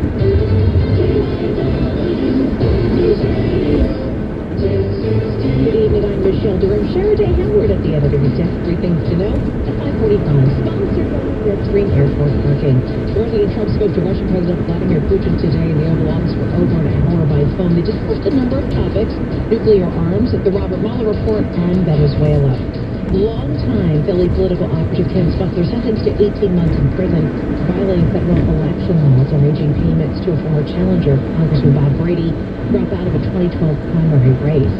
And New Jersey is joining a growing number of states committed to fighting President Trump's ban on transgender people serving in the military. The details, KYW's David Mack. Governor Phil Murphy calls the ban abhorrent and un-American and vows to defy it, at least when it comes to the New Jersey National Guard. Nevada, Oregon, California, New Mexico, and Washington State have taken similar actions. Garden State Equality Executive Director Christian Fiscarino says the ban, which went into effect last month, is already having a negative effect. Trans college students leaving their military scholarship, countless trans recruits are being denied enlistment at a time when overall recruitment is down, and almost 15,000 active and reserve trans service members are being forced back into the closet at risk of losing their jobs and their health care. New Jersey is also involved in federal court action trying to get the ban lifted nationwide. Fiscarino hopes the Supreme Court will take up the appeal at some point. David Madden, KYW News Radio. It's 5:47, and a bipartisan group of House members introducing a bill to revisit a tax on the survivor benefits for Gold Star families. The 2017 tax law changed the tax rate of unearned income for the children of the deceased. That left the children of fallen troops to pay more taxes than they did before on their survivor benefits. Under the new bill, military survivor benefits would be treated as earned income and would be taxed at a lower rate. A key author of the 2017 tax law is praising the bill. Kevin Brady released a statement that says military survivor benefits are clearly different than a gift of stocks and bonds to a child. He added they never should have been caught up in this tax in the first place. Linda Kenyon, Washington. The Trump House investigation battle heats up. If there was a standoff between the White House and congressional Democrats before, it escalated Thursday on multiple fronts. President Trump told an interviewer from Fox he will try to block his former counsel Don McGahn from cooperating with congressional investigators. He later tweeted, "No no more investigations. And there is this from the Reuters news agency, a report that the State Department allowed at least 7 foreign governments to rent luxury condos in New York's Trump World Tower in 2017 without approval of Congress. That could be a violation of the Constitution's so-called emoluments clause. Tom Foley, CBS News, Washington. California lawmakers passed a bill that could keep President Trump off the state's primary ballot. The state Senate passed what is called the Presidential Transparency and Accountability Act, which would prohibit any candidate from being on the primary ballot unless they release 5 years' worth of tax returns. The bill's author, Democratic Senator Mike McGuire. Income tax returns provide voters with essential information regarding potential conflicts of interest, domestic and international business dealings. Republicans argue the bill is unconstitutional and another Trump-resistant stance by Democrats, as stated by Senator Shannon Brody. The constant barrage and attack. The bill heads now to the Assembly if passed, and if Trump is kept off the primary ballot, if he becomes the candidate again, he will be on the general election ballot. Jim Root, Los Angeles. Facebook may get into the Bitcoin. The social network, according to the Wall Street Journal, has been in talks with financial and e-commerce companies, including Visa and MasterCard, to help launch a cryptocurrency-based payments system. It would be a digital coin that could be used to buy not only on Facebook, but also anywhere else online. Investments sought by Facebook would underpin the value of the electronic cash, protecting it from the fluctuations of Bitcoin and other such digital currencies. Gary Nunn, CBS News. A major recall for General Motors. General Motors is recalling over 368,000 pickups and other trucks worldwide after 19 reports of fires caused by engine block heater cords. The recall covers certain Chevrolet Silverados and GMC CRs for diesel engines and an optional block heater used to keep it warm in extremely cold temperatures. GM is still trying to find the cause of the problem and develop a fix, though injuries have been reported. I'm Ann Cates. It's 5:50 coming up in the next 5 minutes on KYW News Radio. The stories that captured your attention this week. It's hot out here. I hope our house is comfortable when we get home. I'll check on the app from our carrier system. I'm so glad we could turn to the experts at nopacarrier.com. It's great being able to check temperature and humidity in the house from anywhere. Or I could just ask Alexa, who's Alexa? Comfort control with your phone, tablet, or Alexa. With Carrier. With simple and affordable payments. With financing offers up to 72 months. Subject to credit approval. To find a Pure Spouse Carrier dealer near you, visit nopaycarrier.com. Attention investors, stocks got you sideways, worried about interest rates or recession, not earning a consistent 18 to 21% on your money, then diversifying into Class A income properties for cash flow and equity profits. National Realty's Class A property fund includes only prime income producing new construction properties far below market value. You're secure, you're diversified, with income from multiple properties, paying your priority flow and sustained equity. National has a 12-year track record of proven success with over $800 million of property under management and hundreds of repeat accredited investors. Prime Brooklyn, Hoboken, West New York, and Delray Beach income properties support you. Stop losses, diversify from stocks, and get secured returns consistently. Call now for free information. Call 201-210-2727. That's 201-210-2727. An offer to buy or sell any securities only made by a private placement memorandum. Read it first and invest wisely. Past performance is no guarantee of future results. National is a real estate development firm. See us at MRIA.net. Hi, I'm Eagles head coach Doug Peterson. Did you know that each year 1 in 59 children born in the U.S. has autism? To support those impacted, we've created the Eagles Autism Challenge. This annual cycling Run Walk event returns on May 18th and donates every dollar to fund innovative autism research. We bring our players, coaches, and fun. You bring your bicycle or sneakers, your family, and your heart. And together, let's change lives. To register, visit EaglesAutismChallenge.org. 5:52, the Heart and Vascular Institute at Einstein Healthcare Network brings us practical medical news. Well, Major Arteries first sponsored by Vascular Institute, the matters of the heart. Trust Einstein. Good news in New Jersey on 295 South. The crash, that was your approach 42. They just cleared it, or at least everything's off south. Still attracting a lot of attention.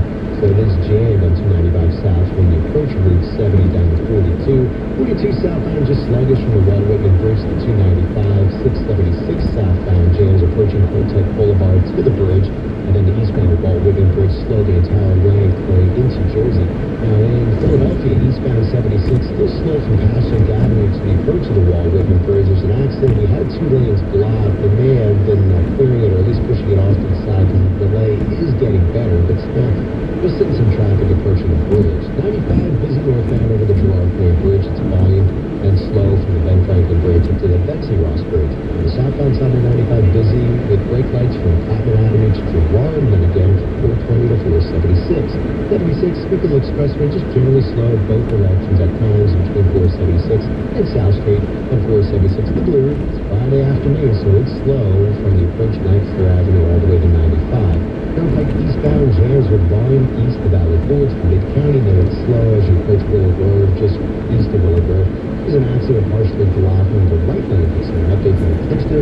422 westbound is sluggish from 202 to the approach of Trooper Road, and in Wilmington, Delaware, 95 south jams from 202 to the approach of 495 split and with crack. From prenatal care to delivery and postpartum support, when you have questions, Einstein Maternity Care has answers. Make your appointment at 1-800-EINSTEIN. I'm Justin Dravik in the KOW 24-hour traffic center. Lots of cloudy scattered showers and storms tonight.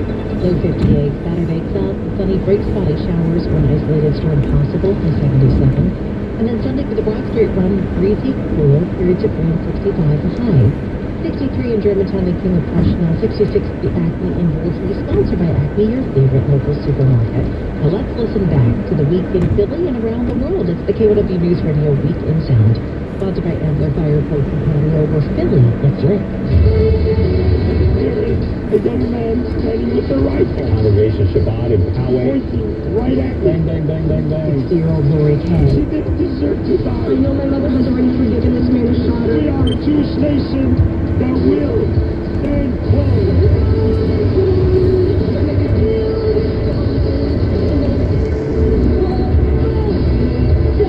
Charlotte's not going to be the same after this. A terrifying text to the run. Fight. We had 2 fatalities. He took the fight to the assailant. It's just something he would do. Riley Howe attacked the He shooter. was truly that senseless.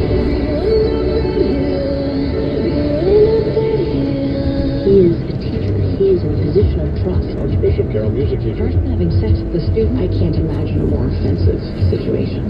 I heard you got arrested in the street last night. Horrifying. Acts of sexual violence, racism, homophobia. Swarthmore fraternities are disbanded. We're excited that the right result has come around.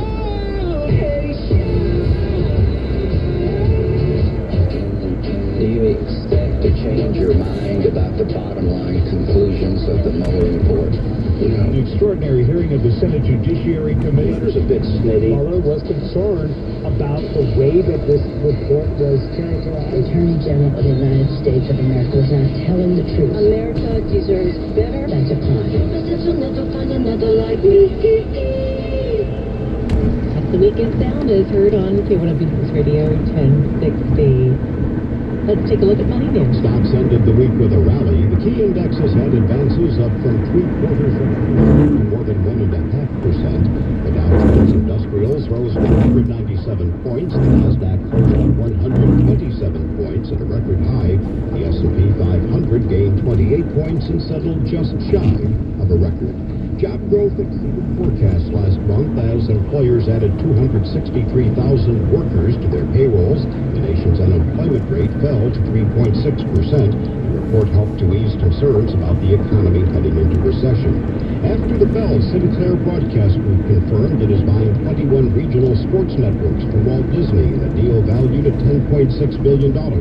Shares of Weight Watchers surged 13% on stronger than expected quarterly results. Shares of Amazon.com rose 3% on word Warren Buffett has been buying the company's shares. With money news from Bloomberg on KYW, KYW-HD, and WIP-FM HD2 Philadelphia.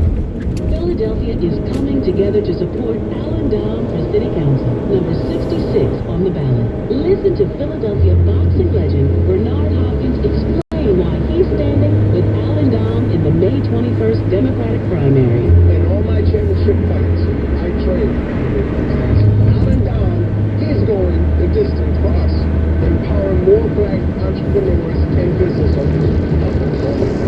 With a fresh start, giving our kids access to the educational opportunities they deserve. Alan Dom is Ken, who will always fight for us. Alan Down, number 66 on the ballot. Donating his city council salary back to our schools.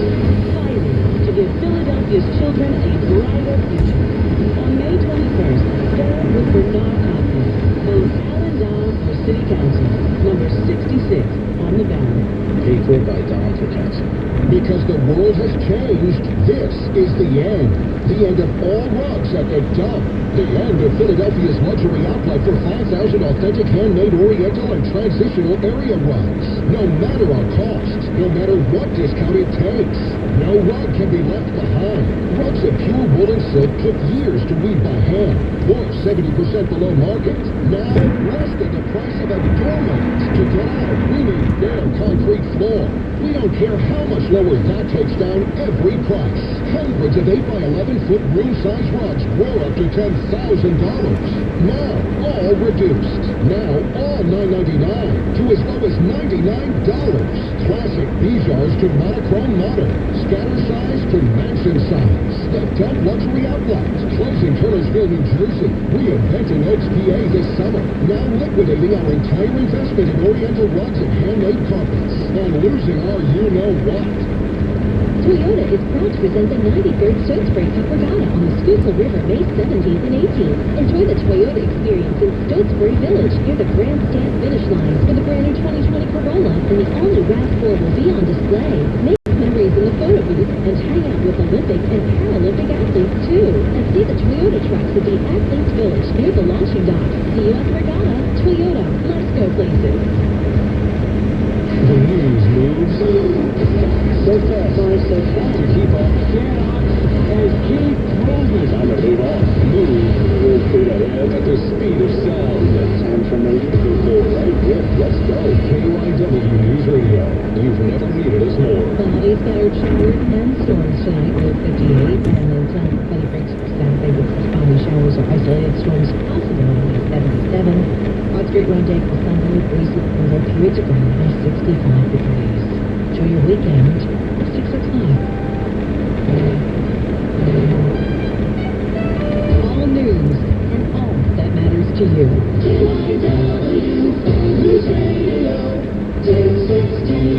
A radio.com station. Former FBI Director James Comey is speaking out about the Russia investigation in a new op-ed. New Jersey's governor says the state will defy the national ban on transgender people serving in the military. I'm David Knight. Among Congress participants urge lawmakers to help improve the lives of mothers and children. There's more awareness, but that hasn't necessarily translated into tangible improvements. I'm Hadass Kuzma. In sports, the Phillies will open a three-game home series against the Washington Nationals tonight, and the weather reporting for the running of the Kentucky Derby is tomorrow evening. It's currently partly sunny and 67, headed down to 58 tonight. Good evening. I'm J. Scott Smith. Your top story at 6:01. Former FBI Director James Comey is speaking out about his new op-ed that was published this week in the New York Times. Comey defended the FBI's decision to investigate Russian interference in the 2016 election and addressed his other op-ed in which he accuses Trump's appointees of making compromises to survive their boss. Really? What would you have the FBI do? We discovered in the middle of June of 2016 that the Russians were engaged in a massive effort to mess with this democracy, to interfere in the election. We're focused on that. And at the end of July, we learned that a Trump campaign advisor 2 months earlier, before any of this was public, had talked to a Russian representative about the fact that the Russians had dirt on Hillary Clinton and wanted to arrange to share it with the Trump campaign. What should the FBI do when it gets that information? It should investigate to figure out whether any Americans are hooked up with this massive interference effort. And that's what we did. In May 2017, Comey was fired by Trump amid a storm of politics surrounding Russia's collusion during Trump's 2016 election. Comey was the 7th director of the FBI. It's 6:02 when it's time for traffic and weather on the tubes. With our first look at these roads on this Friday evening, here's Justin Drobbin.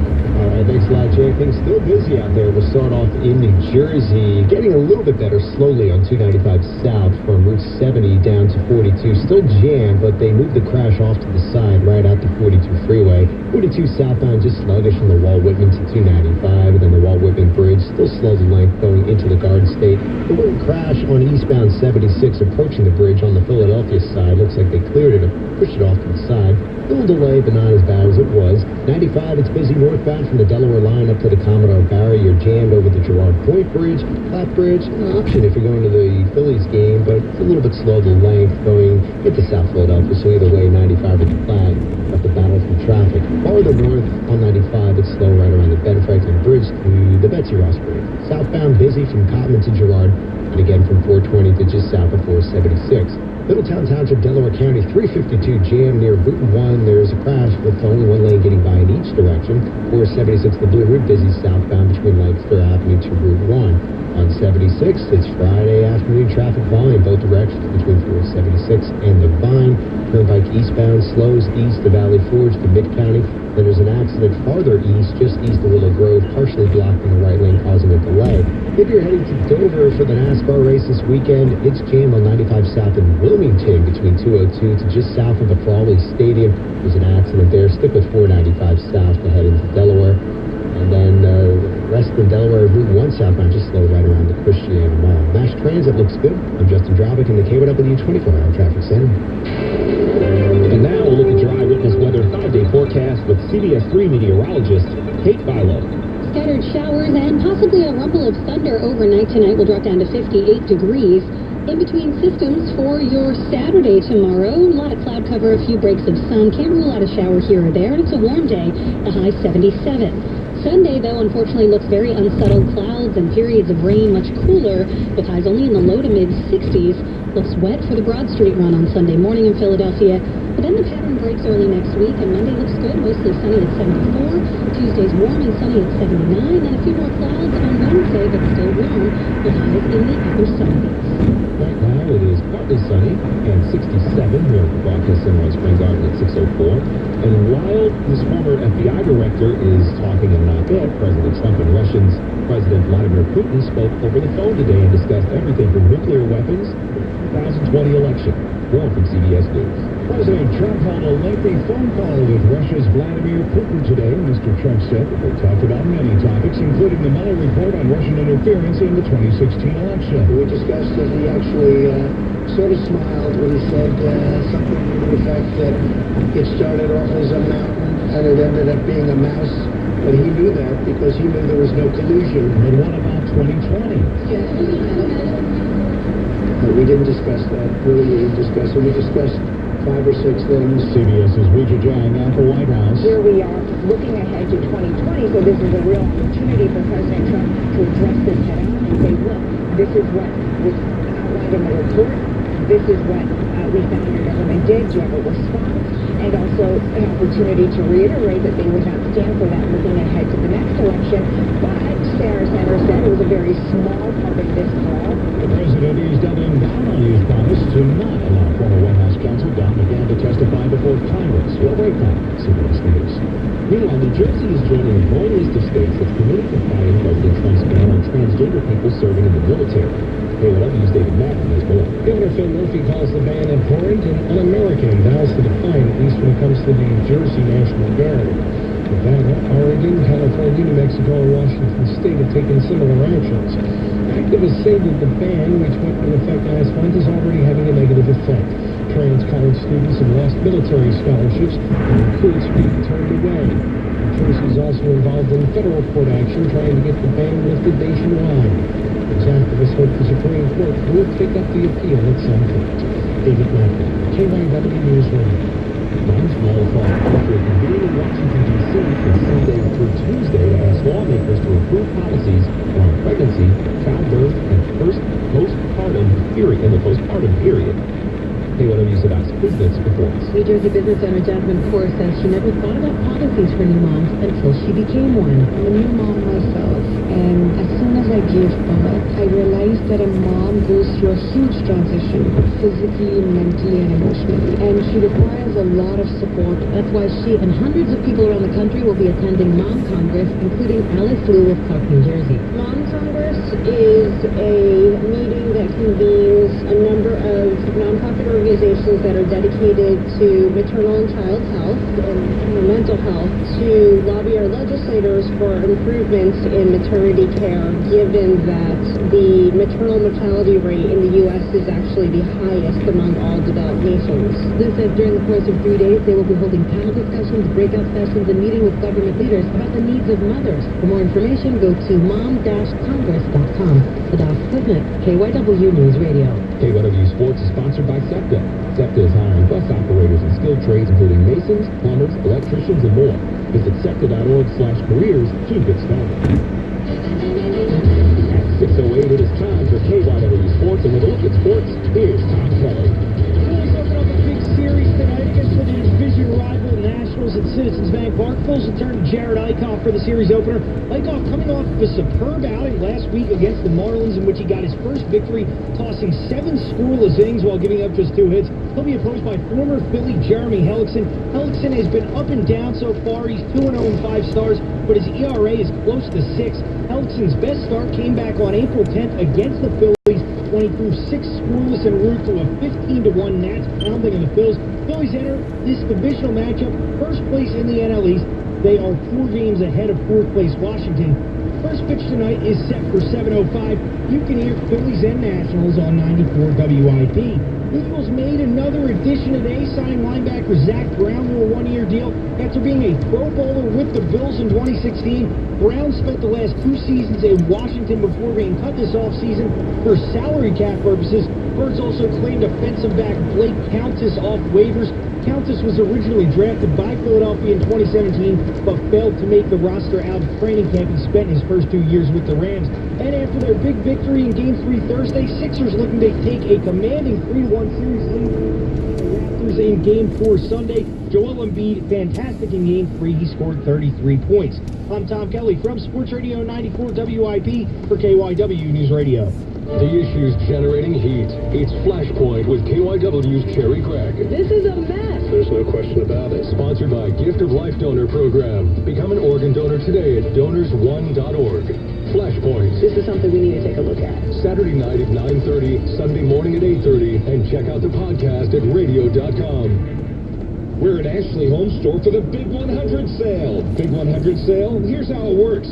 Start by taking 25% off our regular prices on living rooms, dining rooms, and bedrooms. Then take an extra 25% off the sale price. Get no interest financing for 25 months with approved credit. Then take $25 off any sale over $399. That's the Big 100, and it all equals unbelievable savings. Plus, we'll deliver it free. Visit our South Jersey and Philadelphia stores, AshleyHomeStore.com. All Phillies, all the time. Phillies 24/7 is on 98.1 HD3. Catch the game every night, the replay every morning, the entire game in an hour with Phillies at 60. And Phillies today, every day at noon. Phillies 24/7 on 98.1 HD3. Sponsored by RE/MAX. There are plenty of ways to buy your next home. By yourself, all online, or the RE/MAX way. Experienced agent who has tools like automated alerts, speedy responses, and neighborhood knowledge. Don't worry, we've done this a million times. That's the sign of a RE/MAX agent. He talks independent son of a RE/MAX.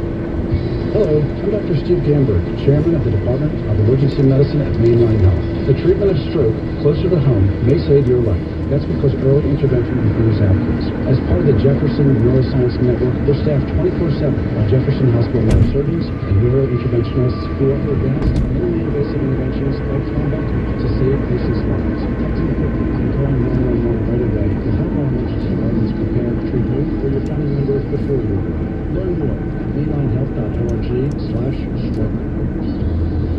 Jim Edward, president of A Better Financial Plan, and we're excited to tell you about a new investment for accredited investors that's going to be big, really big.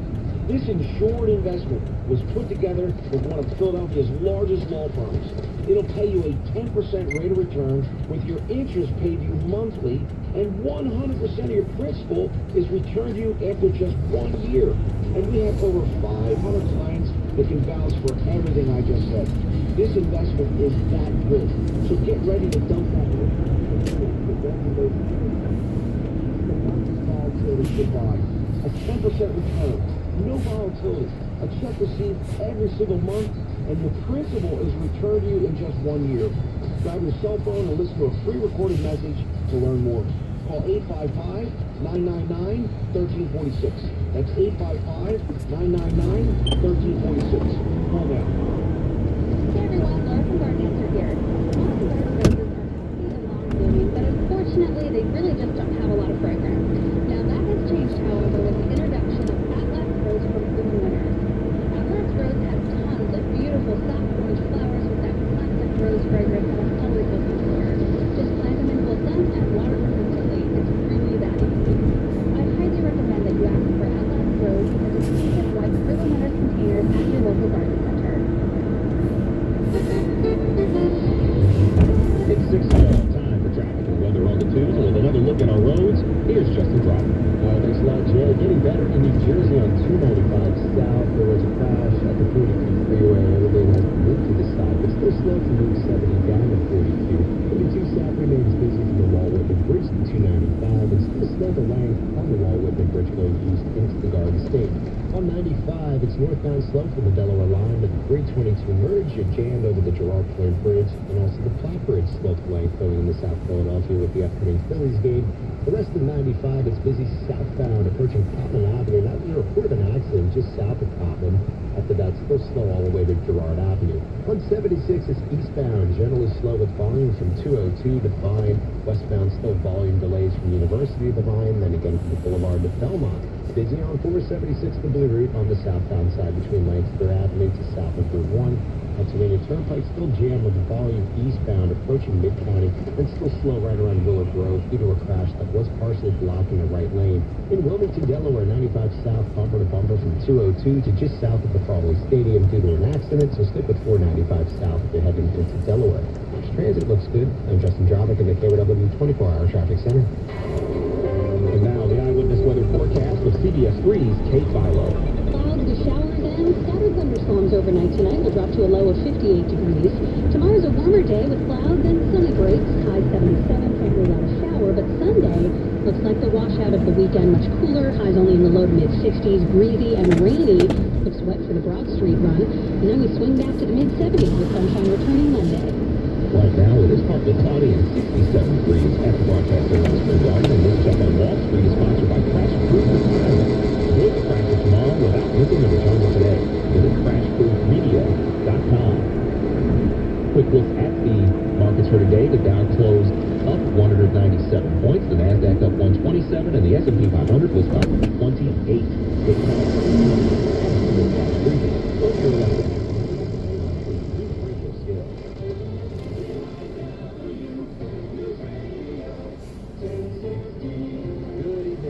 With here. Sarah Day Howard is at the editor's desk on this Friday evening. 3 things to know at 6:15 is sponsored by Oliver Heating and Cooling. Number 1, former FBI Director James Comey defended the FBI's decision to investigate Russian interference and accused Trump's appointees of making compromises to survive their loss. Number 2, New Jersey is joining the growing list of states that's committed to fighting against Trump's ban on transgender people in the military. Governor Phil Murphy called the ban un-American and abhorrent.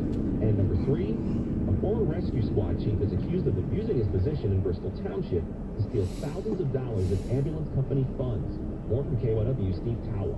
Former Bronx County Rescue Squad Chief Scott Farmer is accused of stealing more than $157,000 in ambulance funds over a 9-year period. Hospitals are alleging forged dozens of fraudulent checks, misused rescue squad credit cards, and falsified financial reports. The 49-year-old Farmer was arraigned on counts that include theft, identity theft, unlawful use of a computer, and access device fraud. He also faces several charges that he stole more than $29,000 from Bristol Township while working as a community service officer for the township's police department. Command staff found he submitted 1,777 hours of time that he did not work.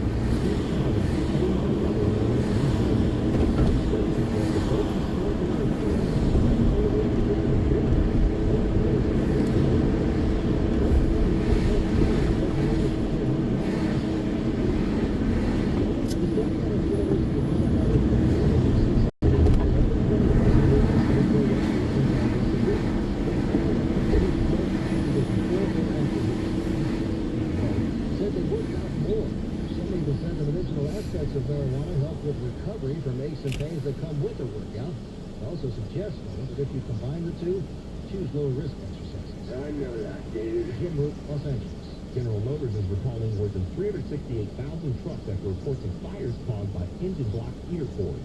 Local correspondent Jeff Gilbert in Detroit. These are big pickups, medium, heavy-duty Chevy Silverados and GMC Sierras, 17 through 19 models with big 6.6-liter diesel engines, all with engine block heater cords in 12 different states.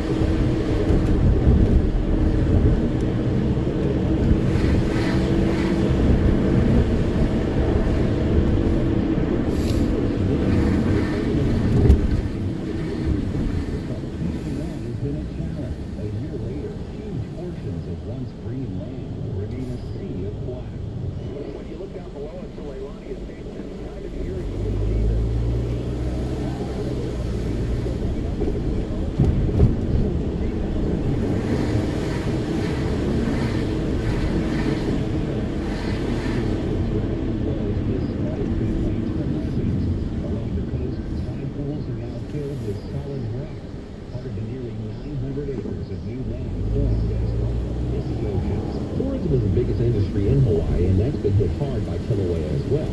Both the number of visitors and visitor spending have seen double-digit declines in the last year.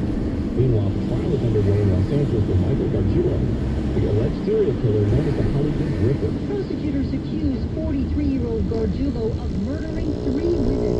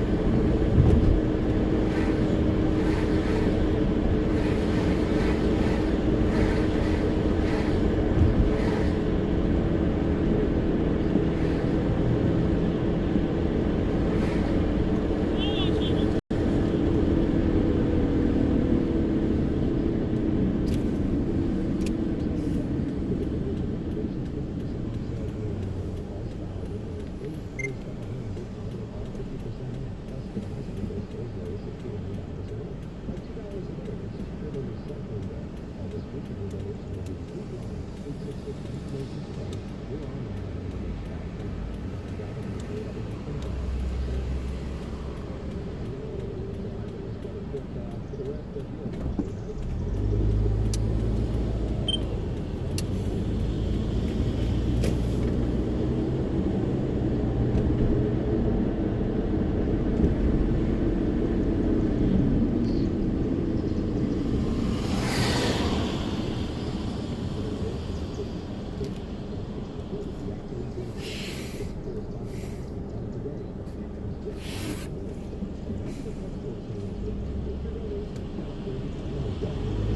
will be the major beneficiary.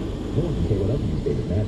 The Camden County Animal Shelter in Blackwood has more than a new name, the Homeward Bound Pet Adoption Center. They've got a $75,000 check from the Petco Foundation to help fund a lot of the work they do to control the pet population.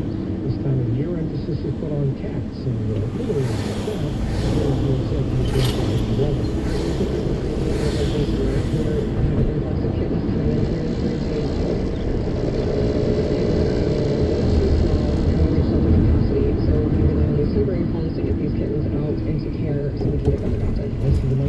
the funding low-cost spay and neutering services for pets and dogs, too.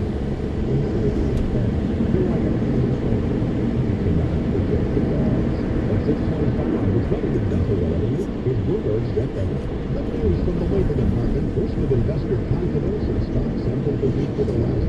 Dow Jones Industrials rose 197 points, or 0.75% to 26,504. The Nasdaq closed at a record high of 127 points, or 1.6%. The S&P 500 gained 28 points, or 1%. Employers added 263,000 workers to their payrolls in April, sending the nation's unemployment rate to a new 49-year low of 3.6%. Jeffrey Rosenberg of BlackRock. It's a strong report. It continues to tell the story of strong growth in the labor market. It has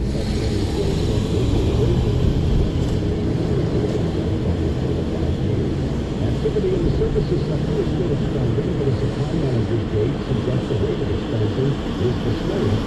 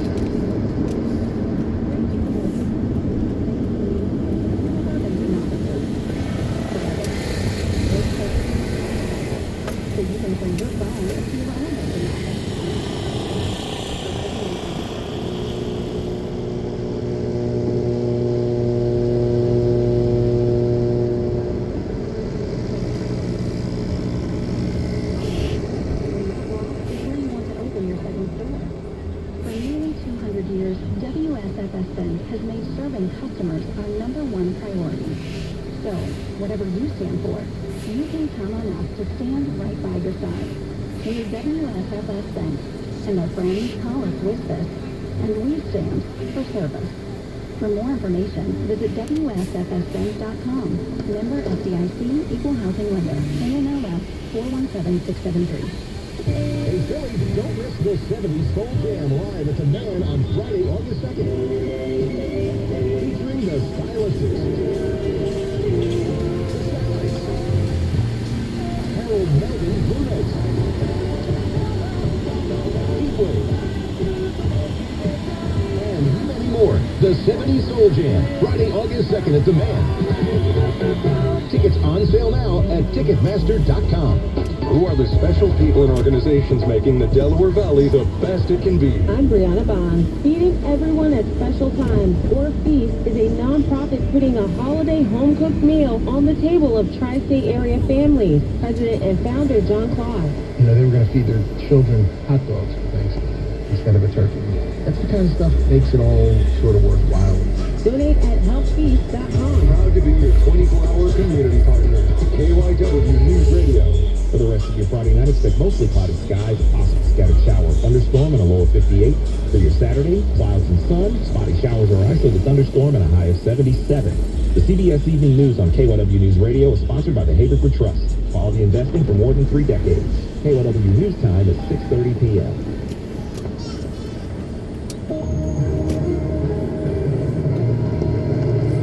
CBS Evening News this Friday. The President and Putin. The two leaders have a long conversation about nuclear weapons, the Mueller report, and more. He actually sort of smiled when he said it started off as a mountain and it ended up being a mouse. But he knew that because he knew there was no collusion. The blockbuster April jobs report, 263,000 jobs were added just last month. And the unemployment rate dropped to 3.6%, the lowest level since 1969. The mother of Otto Warmbier speaking out against the country that held her son captive. North Korea is a cancer, and if we ignore this cancer, it's going to kill all of us. As the measles outbreak grows, we'll take a look at who needs booster shots. It's been 1 year since the eruption of Kilauea volcano on the Big Island of Hawaii. It's tense, it's sad, everyone behind me is gone. And on the road with Steve Hartman, some people can't wait to retire. Not many. I don't take no breaks. No breaks? No breaks. Good evening, I'm Jeff Glore. The leaders of the U.S. and Russia have spoken for the first time since the Mueller report came out. They talked about nuclear weapons, China, and the 2016 election. One subject not discussed, the next one. Here's Lee Dean. We didn't discuss that. President Trump did not ask Russian President Vladimir Putin to refrain from interfering in the 2020 presidential election. More than 200 pages of special counsel Robert Mueller's report explain the systematic effort by Russian operatives to influence the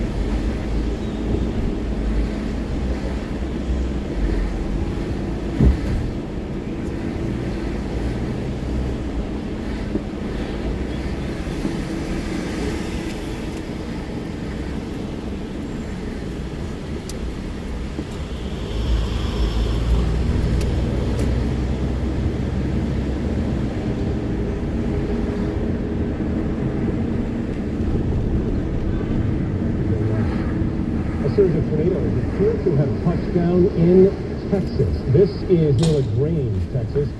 Businesses and a church were destroyed. Cars and trucks were tossed there. No serious injuries have been reported. In the Midwest, the Mississippi River today surged to record high levels in Illinois and Iowa, nearly 23 feet in some parts. Security cameras caught the moment a levee broke Tuesday in Davenport, Iowa, sending water pouring into downtown. Turning now to Venezuela, the U.S.-backed opposition leader today stepped up his efforts to rally the military to overthrow the Maduro regime. It has not worked so far. Adriana Diaz has made her way inside Venezuela. She reports tonight from Caracas. After protesters, Juan Guaido tried to regain momentum, calling for demonstrations to continue until President Nicolas Maduro steps down. El momento es ahora. Energy waned after Tuesday's attempt to spark an uprising within the military led to violent clashes. Armored vehicles plowed through crowds of anti-government protesters, including Luis Alejandro. I tried to get out of the way, he said, but it went over. This strikes me. This water is the epicenter of the opposition movement. 6 days ago, it was protesters. So look around here today, because it's nothing even happened, at least on the surface. Is there still energy behind this movement? ¿Su movimiento todavía tiene energía? On Tuesday, Secretary of State Mike Pompeo said Maduro was on the verge of fleeing the country, but Russia stopped him. A claim that President Putin denied on a call with President Trump today. Yeah, I had a very good talk with President Putin, probably over an hour, and he is not looking at all to get involved in Venezuela, other than he'd like to see something positive happen for Venezuela. Today, Guaido called for protesters to gather outside military installations tomorrow morning. He wants to keep up momentum, but also encourage the military again to join him. Because here in Venezuela, whoever has the military side Adriana, thank you very much. Today's jobs report shows the U.S. economy is booming. Employers unemployed 63,000 jobs for April. The unemployment rate fell 0.2 points to 3.6%. That is the lowest rate in a half century. More on this from Lola Landy. April's jobs numbers paint an encouraging picture, including wage growth. These are astounding numbers, especially this far into a recovery. Martha Gimbel is with the online job search engine Indeed.com. She says while the economy has been expanding for the last decade, job wages have remained sluggish. This economy just keeps chugging along and adding jobs and opportunities for workers. It's taken a while to get here as far as the wage growth. There was a lot more room for the economy to grow before we got to wage growth. The biggest gains were in professional and business services, construction, and healthcare. The manufacturing employment remained flat, while the retail sector lost about 12,000 jobs. This is the classic Goldilocks report. CBS News business analyst Jill Schlesinger. It's not too hot so that the Federal Reserve would start to look at raising rates, but it's not showing us that we're slowing down dramatically. It's somewhere in the middle, and that is a very positive environment for stock investors. But not all Americans are seeing dividends. One recent poll found that 54% say they have benefited from the current economic recovery, not much or at all. Still, economists say it's a good time to be a worker. If you've been waiting for that moment to go in and extract that concession from your employer, there's no time better than the present. June will mark 10 years since the end of the Great Recession, since this expansion began. And if it continues through July, it'll be the longest on record. But of course, what goes up must come down, Jeff, and another recession is inevitable. Eventually, that's right. All right, Mola, thank you very much. The mother of Otto Warmbier made a rare appearance in Washington today, joining other families whose loved ones were abducted or imprisoned in North Korea. Cindy Warmbier's son Otto died in 2017 after he was sent back to the U.S. in a coma. Chip Reed has more on Cindy's message to Pyongyang. North Korea, to me, is a cancer on the earth. Cindy Warmbier lashed out at North Korean dictator Kim Jong-un, calling U.S. diplomacy with him a charade. How can you have diplomacy with someone that never tells the truth? He lies, he lies, he lies. She expressed doubts about President Trump's steadfastness. Unless we keep the pressure on North Korea, they are not going to change. And I am very afraid that we're going to let up on this pressure. Warmbier's son Otto was detained for a year and a half in North Korea for allegedly pulling down a propaganda poster. I beg for any kind of public protection. He was returned to the U.S. in June 2017 in a coma and died 6 days later. President Trump admits Warmbier was brutally tortured by North Korea, but has defended Kim. He tells me that he didn't know about it, and I will take him at his word. Warmbier appeared concerned about the recent revelation that North Korea sent a $2 million bill to the U.S. for her son's hospital care. Had I known that North Korea wanted money for Otto, I would have gladly given him money from day one. Almost 2 years after Otto Warmbier died, his mother showed emotions that are still raw, contrasting Kim, who she called the devil, Dealing with absolute evil. with her beloved son. Otto was all about love and goodness. Chip Reed, CBS News, Washington. A cruise ship that was quarantined off St. Lucia after a measles case was discovered on board was released today and sailed off. The ship is reportedly owned by the Church of Scientology. About 100 measles vaccinations were sent to the ship before it left. Here in the U.S., the largest measles outbreak in 25 years has many people asking questions. And Dr. John LaCour is here with some answers tonight. Dr. Good to see you, as always. Given the outbreaks that we've seen, how vulnerable is the general public right now? Jeff, the CDC says protection across the country is pretty strong. The problem is in these areas where we're seeing outbreaks, everybody's under protection. There's pressure on boosters, too. How do you know if you're protected? Okay, this can be tricky, okay? You're considered immune if you've had the measles, if your birth date was before 1957, because you probably had the measles even if you didn't know it, there was no vaccine around, or if you've had 2 doses of the MMR vaccine properly given. If you still don't know, you can always get a blood test. So when do you have to think about getting that booster shot if you're worried that you're not protected? All right, so if you were born before 1989,